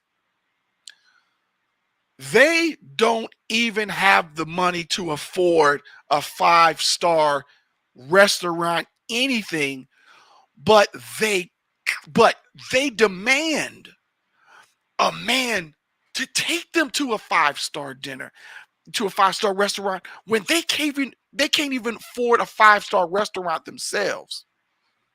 Make that make sense. It's insane. It's insanity. Yes. I want to hear Juwan Buchanan says, it's easy to shit test a woman. Ask her to meet up with you at a casual setting coffee date. Sit down at the park. A woman that's into you will let you know. It's not that difficult. Yeah, well, Juwan, yeah, but women do play games. They do play. They do play games. Well, that's the quick way to vet the ones who are a problem. Yeah, they're gonna start getting argumentative and talk about why can't you take me someplace. It's like if they're interested, they'll come and meet you, and meeting is what you want on a first date, because you don't want this woman knowing where you live. You don't want to know where anybody else lives, because it's like they will. Some of these chicks will send guys after you. So yeah, that too. You know, Head Ninja say, "Bitch, can you even tip the waitress?" Exactly. Like no wherewithal whatsoever. Head Ninja's right about that.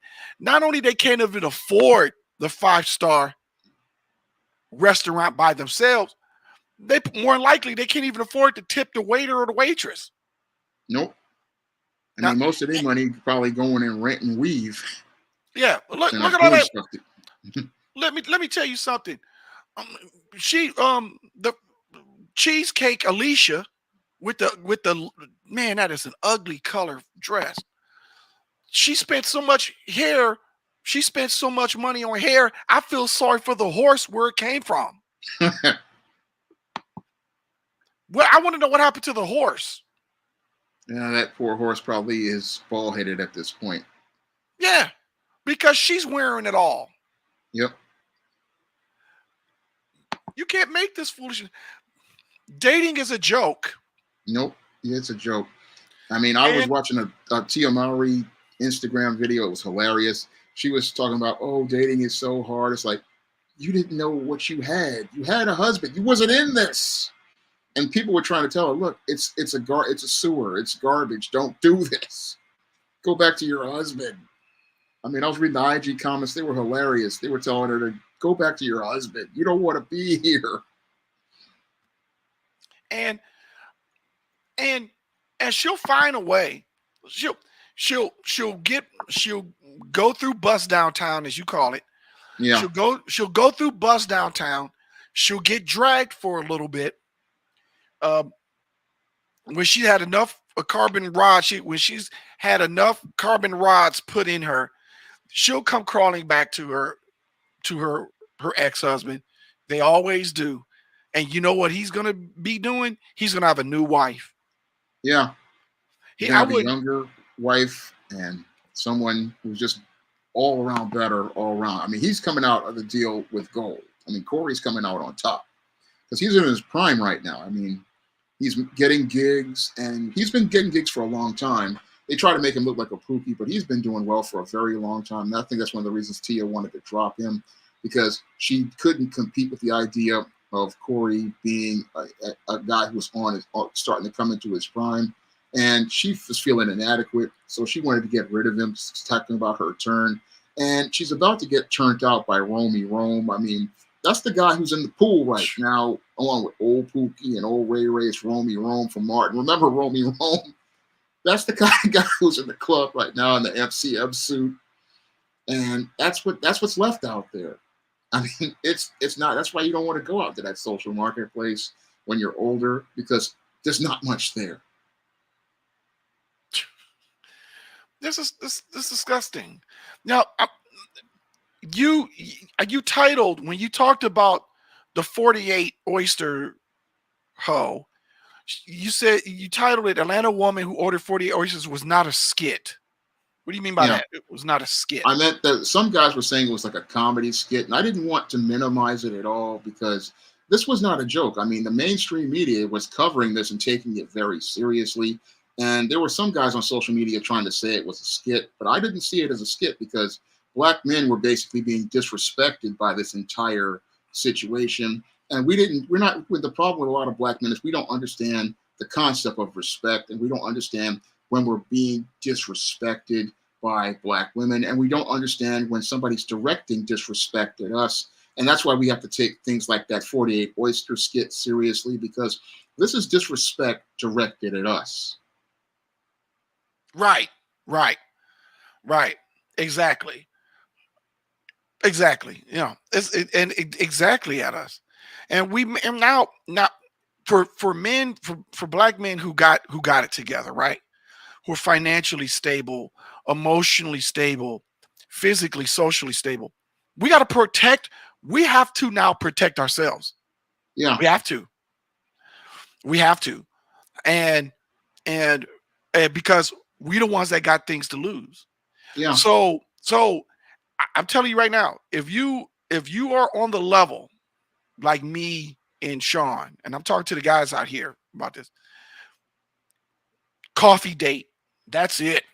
Yeah. And if she has a problem with it, she did you a favor. She's the Yep. problem. She showed you who she was. If a woman has an initial problem with the coffee date, she is the problem.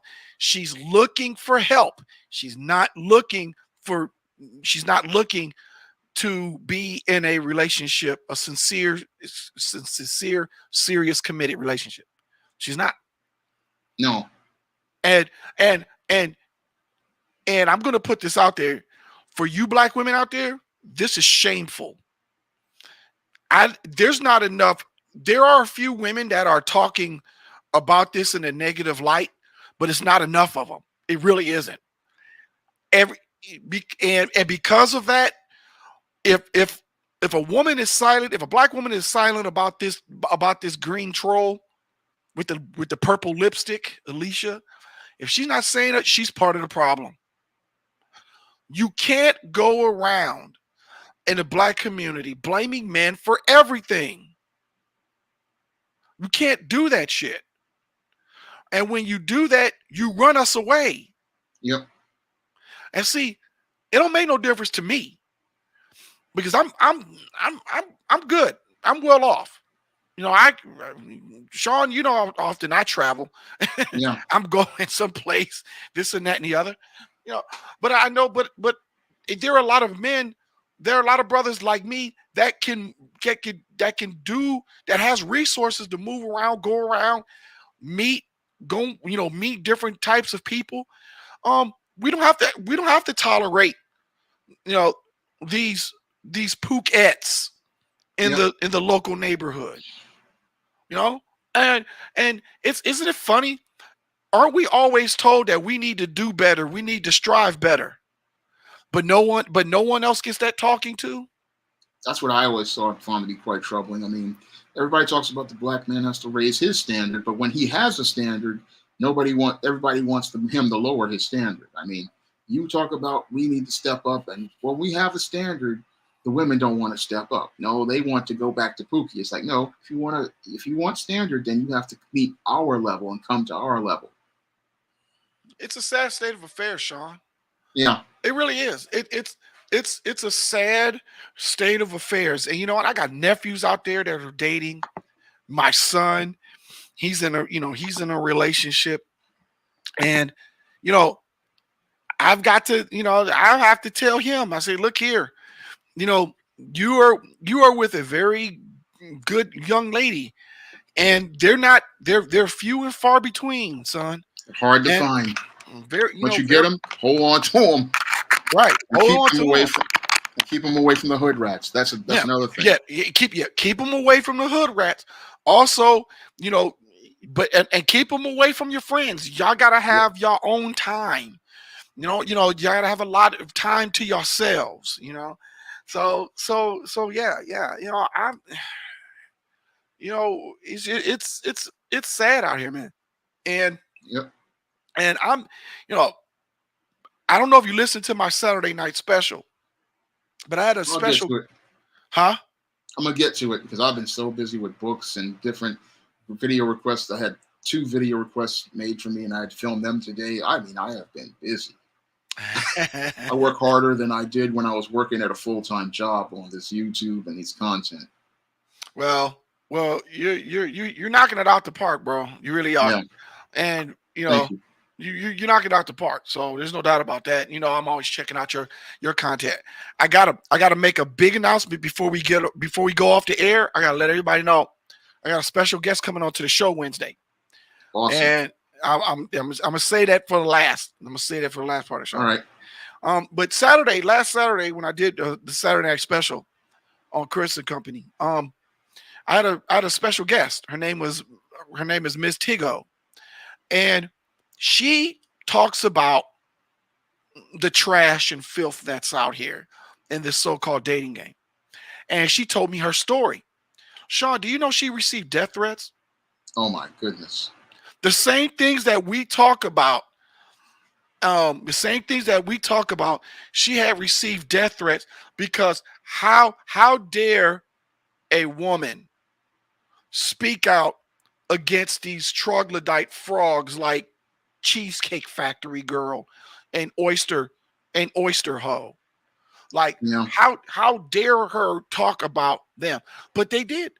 And That's what I talk about in Spellbound, about the queen bee mentality. The queen bees, what they want to do is silence any woman who comes out and speaks against them and against their narratives. And that's what makes for the silent groups of women who don't want to speak out. But we need more women to speak out because these ratchets are just out of control. Well, then, guess what, Sean? You're going to like this. Miss Tigo is willing to come on here and Awesome. And is willing to tell her story and what she sees are problems in the female community and what needs to be changed. And so she's open to that. So I say in another 2 or 3 weeks, I can get her on here and she has Zoom, so she can do a Zoom and I can send her a StreamYard link and she can come on the show and be anonymous. And I can work it out for her to be on the show whenever you guys can set it up. And we can she had no problem. She had no problem showing her face. She's not. Yeah. She's not. No. She just told me that about the stories, but she's not afraid. She's not afraid of these frogs out here. But how does? Are you serious? Doesn't that sound like white supremacy? Remember there'd be white people who would speak out against racism, and then groups like the Aryan Brotherhood and the KKK would go after those people. Yeah. But what I've seen with these black women, I mean, when I was writing I talked about this in Spellbound. These black women can be something else whenever you go against them, and they literally. Like they gang up on women they don't like and don't agree with. So, and they get extreme. So I know how extreme they got because I saw it in high school. I still see it today. Whenever these women start getting jealous, because they really get jealous of other women who aren't like them. They want everybody to fit into their mold and live their way. And they can make your life miserable. But if she wants to come on the air, I will be glad to have her on the air. We do need to hear that counterpoint. And I'll be glad to have her be on the show to present the counterpoint and basically confirm everything that I know what's going on with these women. I know how nasty they can be. I know how evil they can be because this is the reason why we got no counterpoints from the 70s all the way to the 90s. We got only one point for Oprah Winfrey and her gynocentric crowd. I mean, we do need to hear that counterpoint, and I really am eager to get her on the air so that we can really hear from a woman telling you about how bad it is out here. Exactly. And so so I'd say about maybe it's about 3 weeks from now. Get her on here and 3 Fridays from now. So we're looking at let's see here. I'm looking on the calendar. I gotta find my calendar. Let's see. I got an Apple calendar here. Let me see. 1, 2, 3. No, wait a minute. Let's see. 1, 2, and 3. So November 10th. Yeah, all right. November 10th, I'm gonna get Ms. Tigo here on the barbecue session, and and from her point of view, it's awesome. I'm telling you, she's awesome. Also, she's been on Chris and Company on the Saturday night special, and I'm gonna put that link. I like to put that link on in the Go right ahead. chat box so that people can listen. And and I'm telling you, she sounds just like us. Yeah. And and and the thing is that these are women that we need to be protecting, Sean. Women like Miss Tigo, women like my girlfriend, they need that. The protection is for them because they respect us. Why should we give respect to people who don't respect us? That's why we that's why we that's why we have these channels.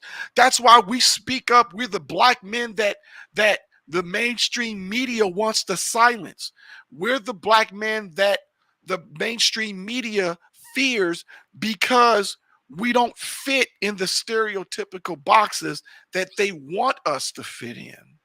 Yeah, that's why they don't like us, because we're the guys out here living, breathing repudiations of their narratives, and can actually speak on these issues and speak in depth on them. That's the way they don't want to hear from us. What they want to hear from are the stereotypical clowns out here talking about Air Jordan sneakers, talking about babies out of wedlock and being a baby daddy. They don't want to hear from black men who are working, or black men who have their stuff together mentally and emotionally. They don't want to hear from those kind of black men. Mm-hmm.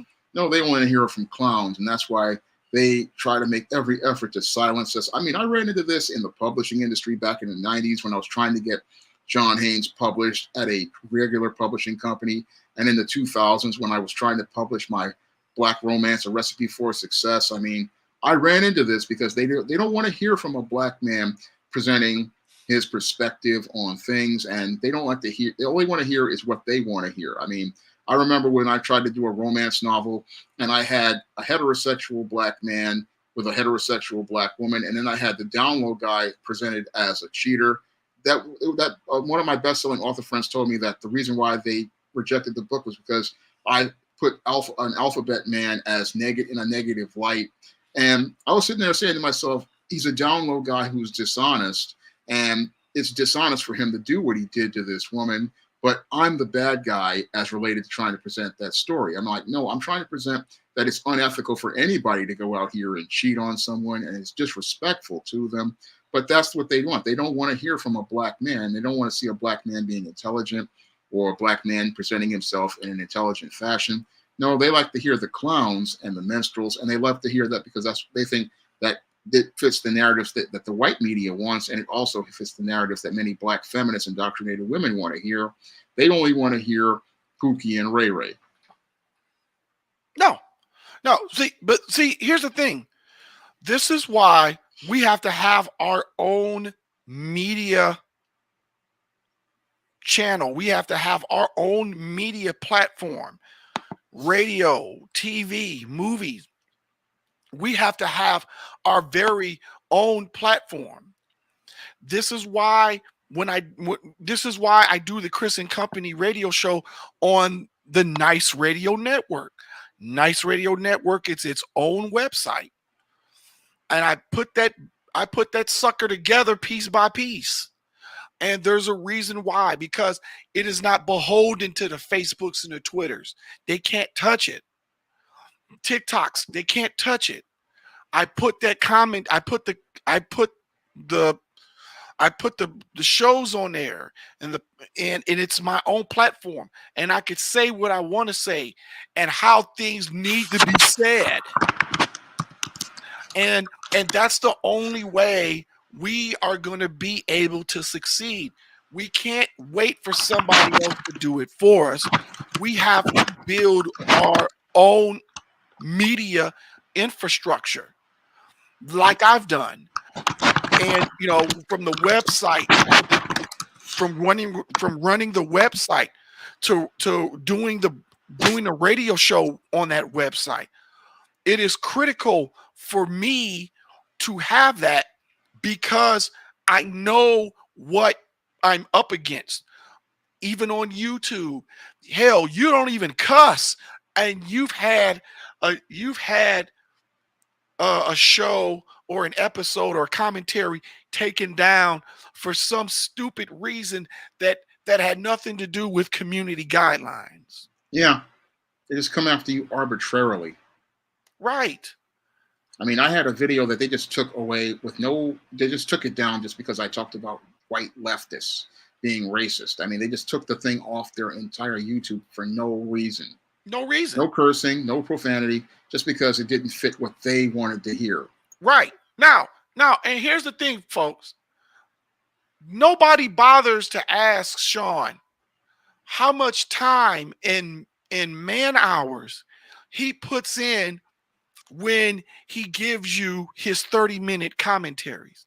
All the research, all the reading, all making sure that the actual facts and everything are accurate before he comes out and he gives a 30-minute commentary. The 30-minute commentary is the finished product. But I guarantee you he spent hours doing research, reading, looking up information so he can put that together and then give it to you over on YouTube. And then YouTube plays its racist bullshit games. Yeah. I mean, some of these videos, like the Historical Men in Crisis series, I take about a week, 2 weeks doing research. And some of the more videos that are like current events, those videos take me days to do because I take the time and look at multiple articles before I even do a single video on an event. I mean, I will sit there and read 5, 6, 7 articles back to back so I can make sure that all the facts are accurate. I mean, that's why I could come out here and say, okay, that whole thing with the oyster lady was not a skit, because I went and looked at over 20 articles just in one over my evening. I mean, in my and evening, how much time did that take, Sean?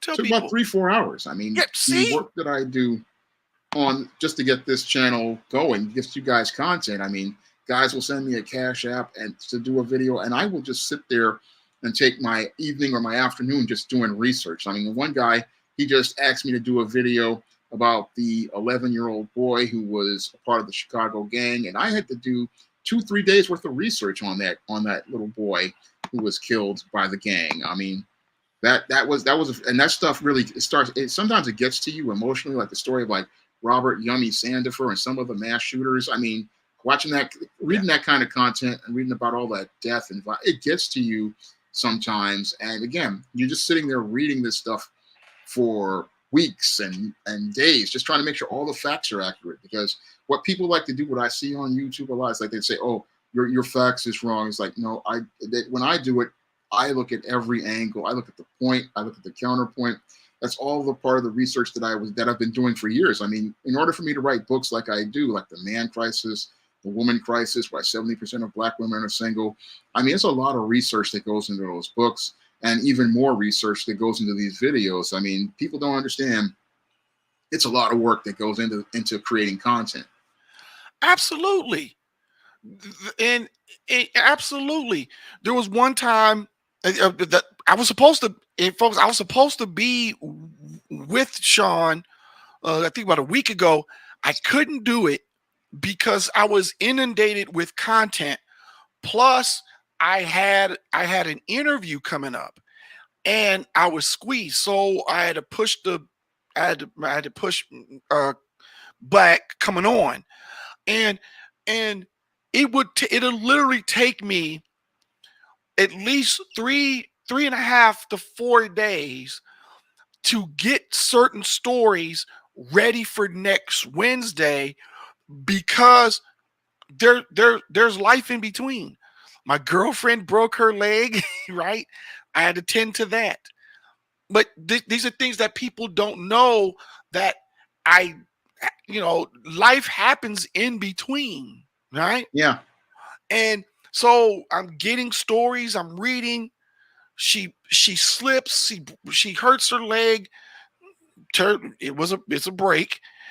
Take her to the hospital. Come back here. Make sure she's okay. Once she's stabilized, I'm back in the office. I'm getting stories together, relevant stories that the black diaspora really needs to know what's going on out here. Getting them ready, getting the stories, condensing the stories, and condensing the stories so that I'm not all winded when I'm telling them. And then so then I put them in segments. I structure my radio show. I structure my radio show. Yeah. And getting it in getting it out to the people. That takes a lot of work. And I'll be damned if a white supremacist website takes my content down, and because they don't like what I said, or I said a cuss word. I don't have time for that crap. Last time I checked, I was a grown ass black man, very grown. I've paid my dues, I've earned my stripes, and I've made my bones. I've served in the military. I'm a father of 2 adult children. I'm in a serious relationship right now, and I have a fantastic radio show that's on a fantastic website on a platform that I built myself. And with that, I've earned the absolute respect. That's why people do call me Mr. Chris. It's not because it's just a name that I throw out there. I carry myself that way. I've even had to look myself in my own mirror and say, "Hey, are you stepping up to the plate to reach the goals that you said you're going to reach?"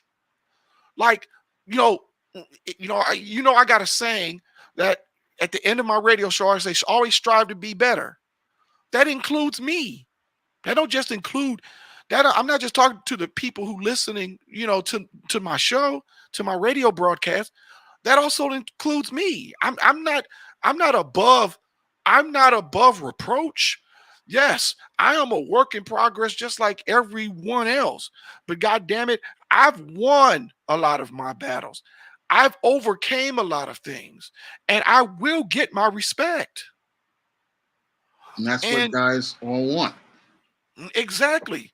In order to get that respect, though, you've got to lay down the law on what you're not going to tolerate, and then leave it up to her. Because let me tell you something: you want to get rid of a modern woman? Tell the truth. Tell the absolute truth on who you are and what you're looking for, and what you will not tolerate. And I tell you what, you do that, you don't have to ever worry about a modern woman ever trying to come to approach you, because she will not have those integral qualities. Standards are kryptonite to a modern woman. Of course. Come on. With a green dress, pulling up her stuff. Now listen. I love having sex with black women. I have no problem with that.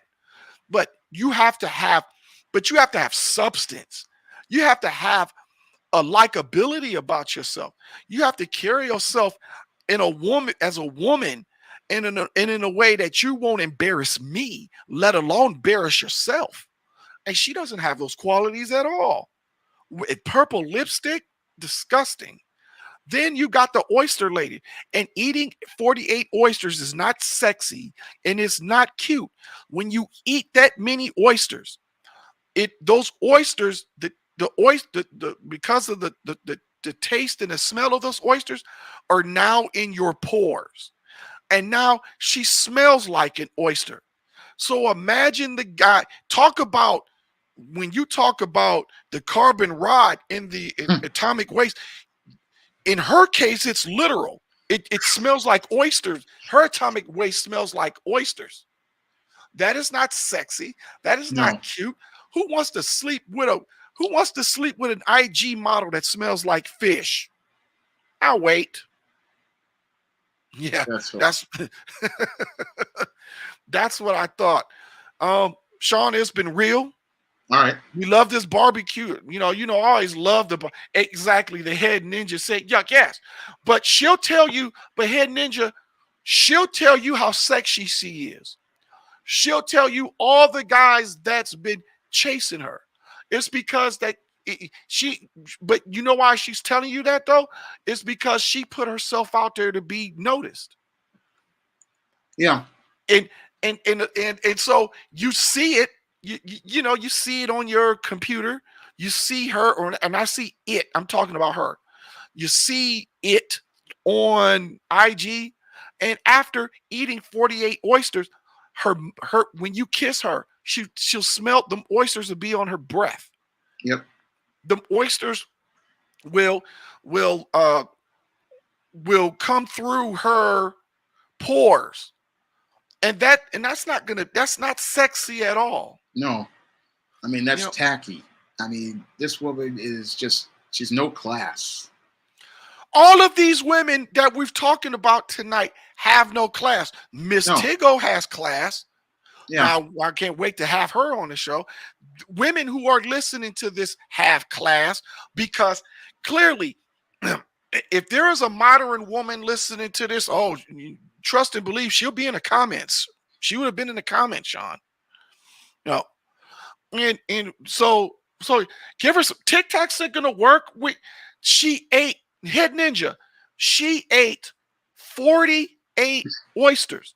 Tic Tacs ain't gonna work, bro. No, not on that fish breath. I mean, Tic Tacs ain't gonna work. She's going to need to take a shower. She's going to need to brush her teeth with some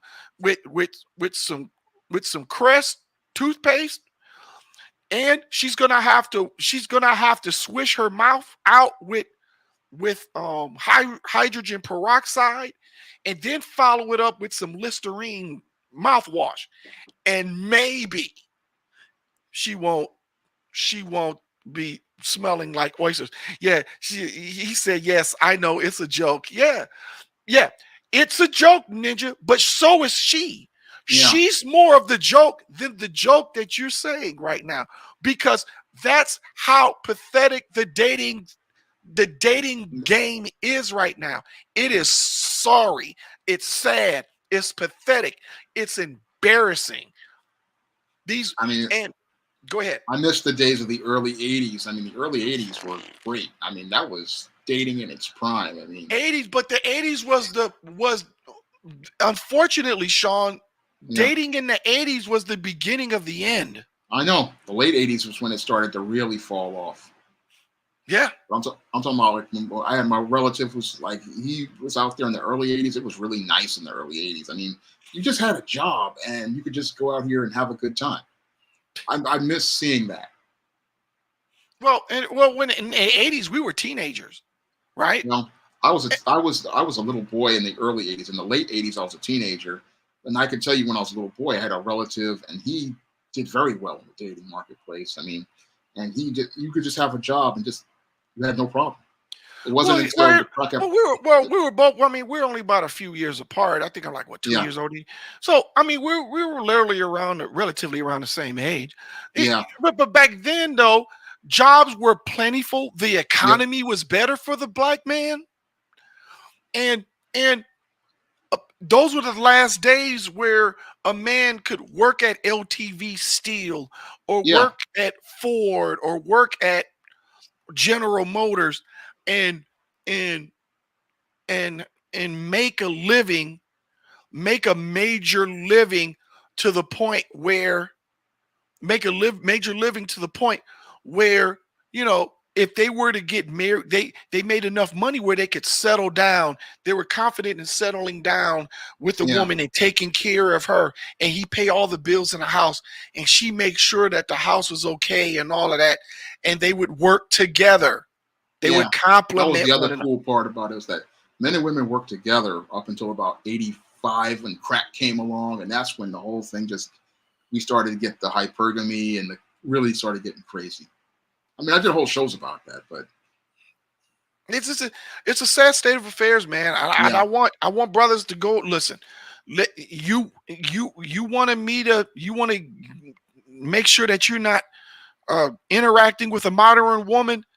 Tell her that you want your first date to be a coffee date and see how she reacts. If Yeah. she doesn't like that, then you already know she's a modern woman. You don't even have to go any further than that. Okay, No. well, you're a modern woman now. I've been told that, and you know what, guys? Blame me. I want these guys, Sean. I want these guys to go on and say, you know what? I've been listening to this guy named Mr. Chris and Sean James on their. They do a Friday night show called the Barbecue Sessions, and they clearly talk and he said, hey, if a woman has a problem with a coffee date, then she's a modern woman. She's part of the problem. She's part of the gynocentric problem, and you're not dateable. And I want these guys to tell these women to blame me. Tell them that Mr. Chris told them. Because you know what, Sean? We need to get out in front of this thing. We really do, man. I think Yeah. if guys listen to us, they'll get further ahead. But remember what I said a long time ago? I said we men got to start being comfortable being alone.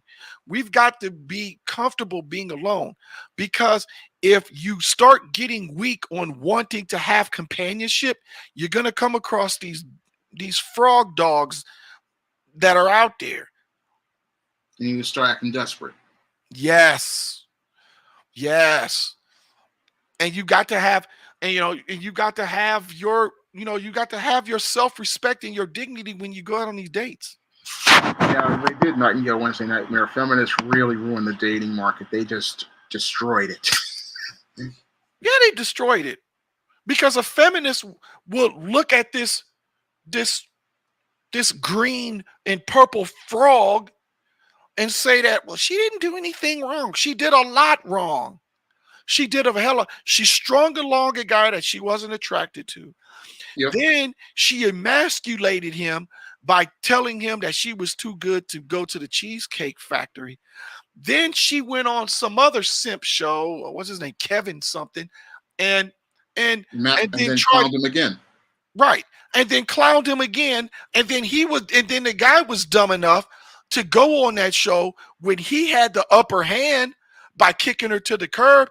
I would have never went on that show. For what? No, just let her keep talking the way Corey did with Tia and let her make a fool out of himself. Exactly. I was getting ready to say that. Let her be the fool. Let her make a fool of herself. And instead of giving her a way out, she's the fool, not you, dude. Like, come on. Like, man, it's just a sad state of affairs. And when you meet Miss Tigo, oh my goodness, she is a breath of fresh air, guys. She really is. So on the November 10th episode of the Barbecue Sessions, we'll do this again, Sean. Yeah, I'll have her on here. I'll talk to her and everything, and I'll send her the same link you send me, and she'll be able to get right on here, and then she'll tell you her experiences. Awesome. As a woman, to have her on. Yeah, and that's the thing. These are women that we need to protect. Yeah, we need to look out for quality sisters like this, and that's what I want to do. Look out for the quality sisters out here and make sure that they're taken care of, because these are the women who are presenting a positive image of womanhood. And these are the women we got to stand up and look out for. So that's something I always try to do when I'm out here, make sure that those sisters are taken care of. And I always try to support them and give them a platform, because we need to get their voices out there. I mean, that's one of the things I try to do with the Spellbound novel, try to show you that these are the sisters we need to look out for, and these are the sisters we need to take care of. And I will be eager to have her on the show on November 10th, and I want everybody to put that on their calendar. We're gonna have Mr. Chris on for November 10th, and I'm hoping you guys are there for that show. And what's your big announcement, Mr. Chris? Because I'm getting ready to wrap up tonight. Yeah. Torian Rain will be my guest on the Chris and Company radio show this Wednesday. Wow. Okay, that's a major guest. That's a major guest.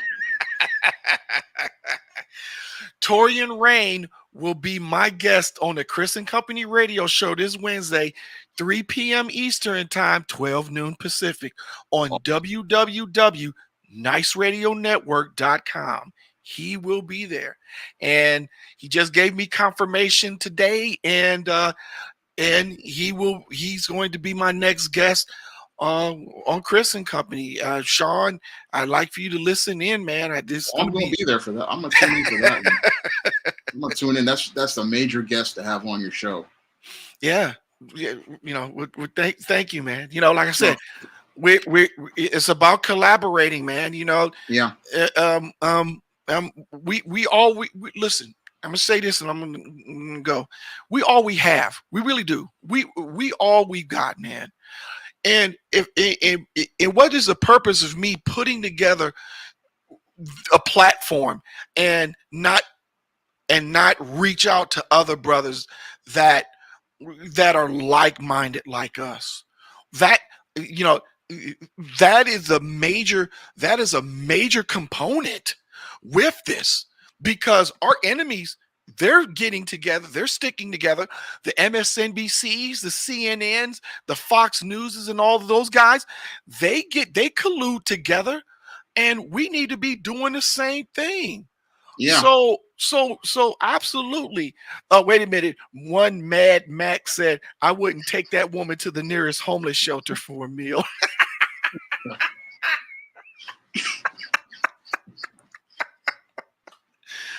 Oh man. But yeah, yes, Torian Rain. So Torian Rain is going to be my guest this Wednesday on the 25th on the Chris and Company radio show on www.niceradionetwork.com. It's going to be 3 p.m. on the East Coast, 12 noon on the West Coast. Awesome. So before I get ready to wrap up tonight's stream, I'm going to ask everybody to drop a donation over at the Cash App, because that helps me to be able to stay on the air, because Super Chat YouTube takes a lot of the money. So if you guys drop a donation to the Cash App, that would be greatly appreciated. And if you guys could help pick up the books of the SJS Direct 2023 catalog, John Haynes' Jawbreaker and John Haynes 1987, that also be greatly appreciated. And if you guys could pick up John Haynes at Death Store, the first SJS Direct comic, that would also be greatly appreciated. I've got a lot of great positive fiction on the SJS Direct imprint, and I'm hoping you guys will pick up a title and give me some weekend book sales. So I want to thank Mr. Chris for coming on the air tonight, and I also want to thank everybody for coming out tonight. And I hope you'll be there for next week's stream, and I hope you'll be there on November 10th when I have Mr. Chris on once again. Everybody have a good evening, and everybody have a good night.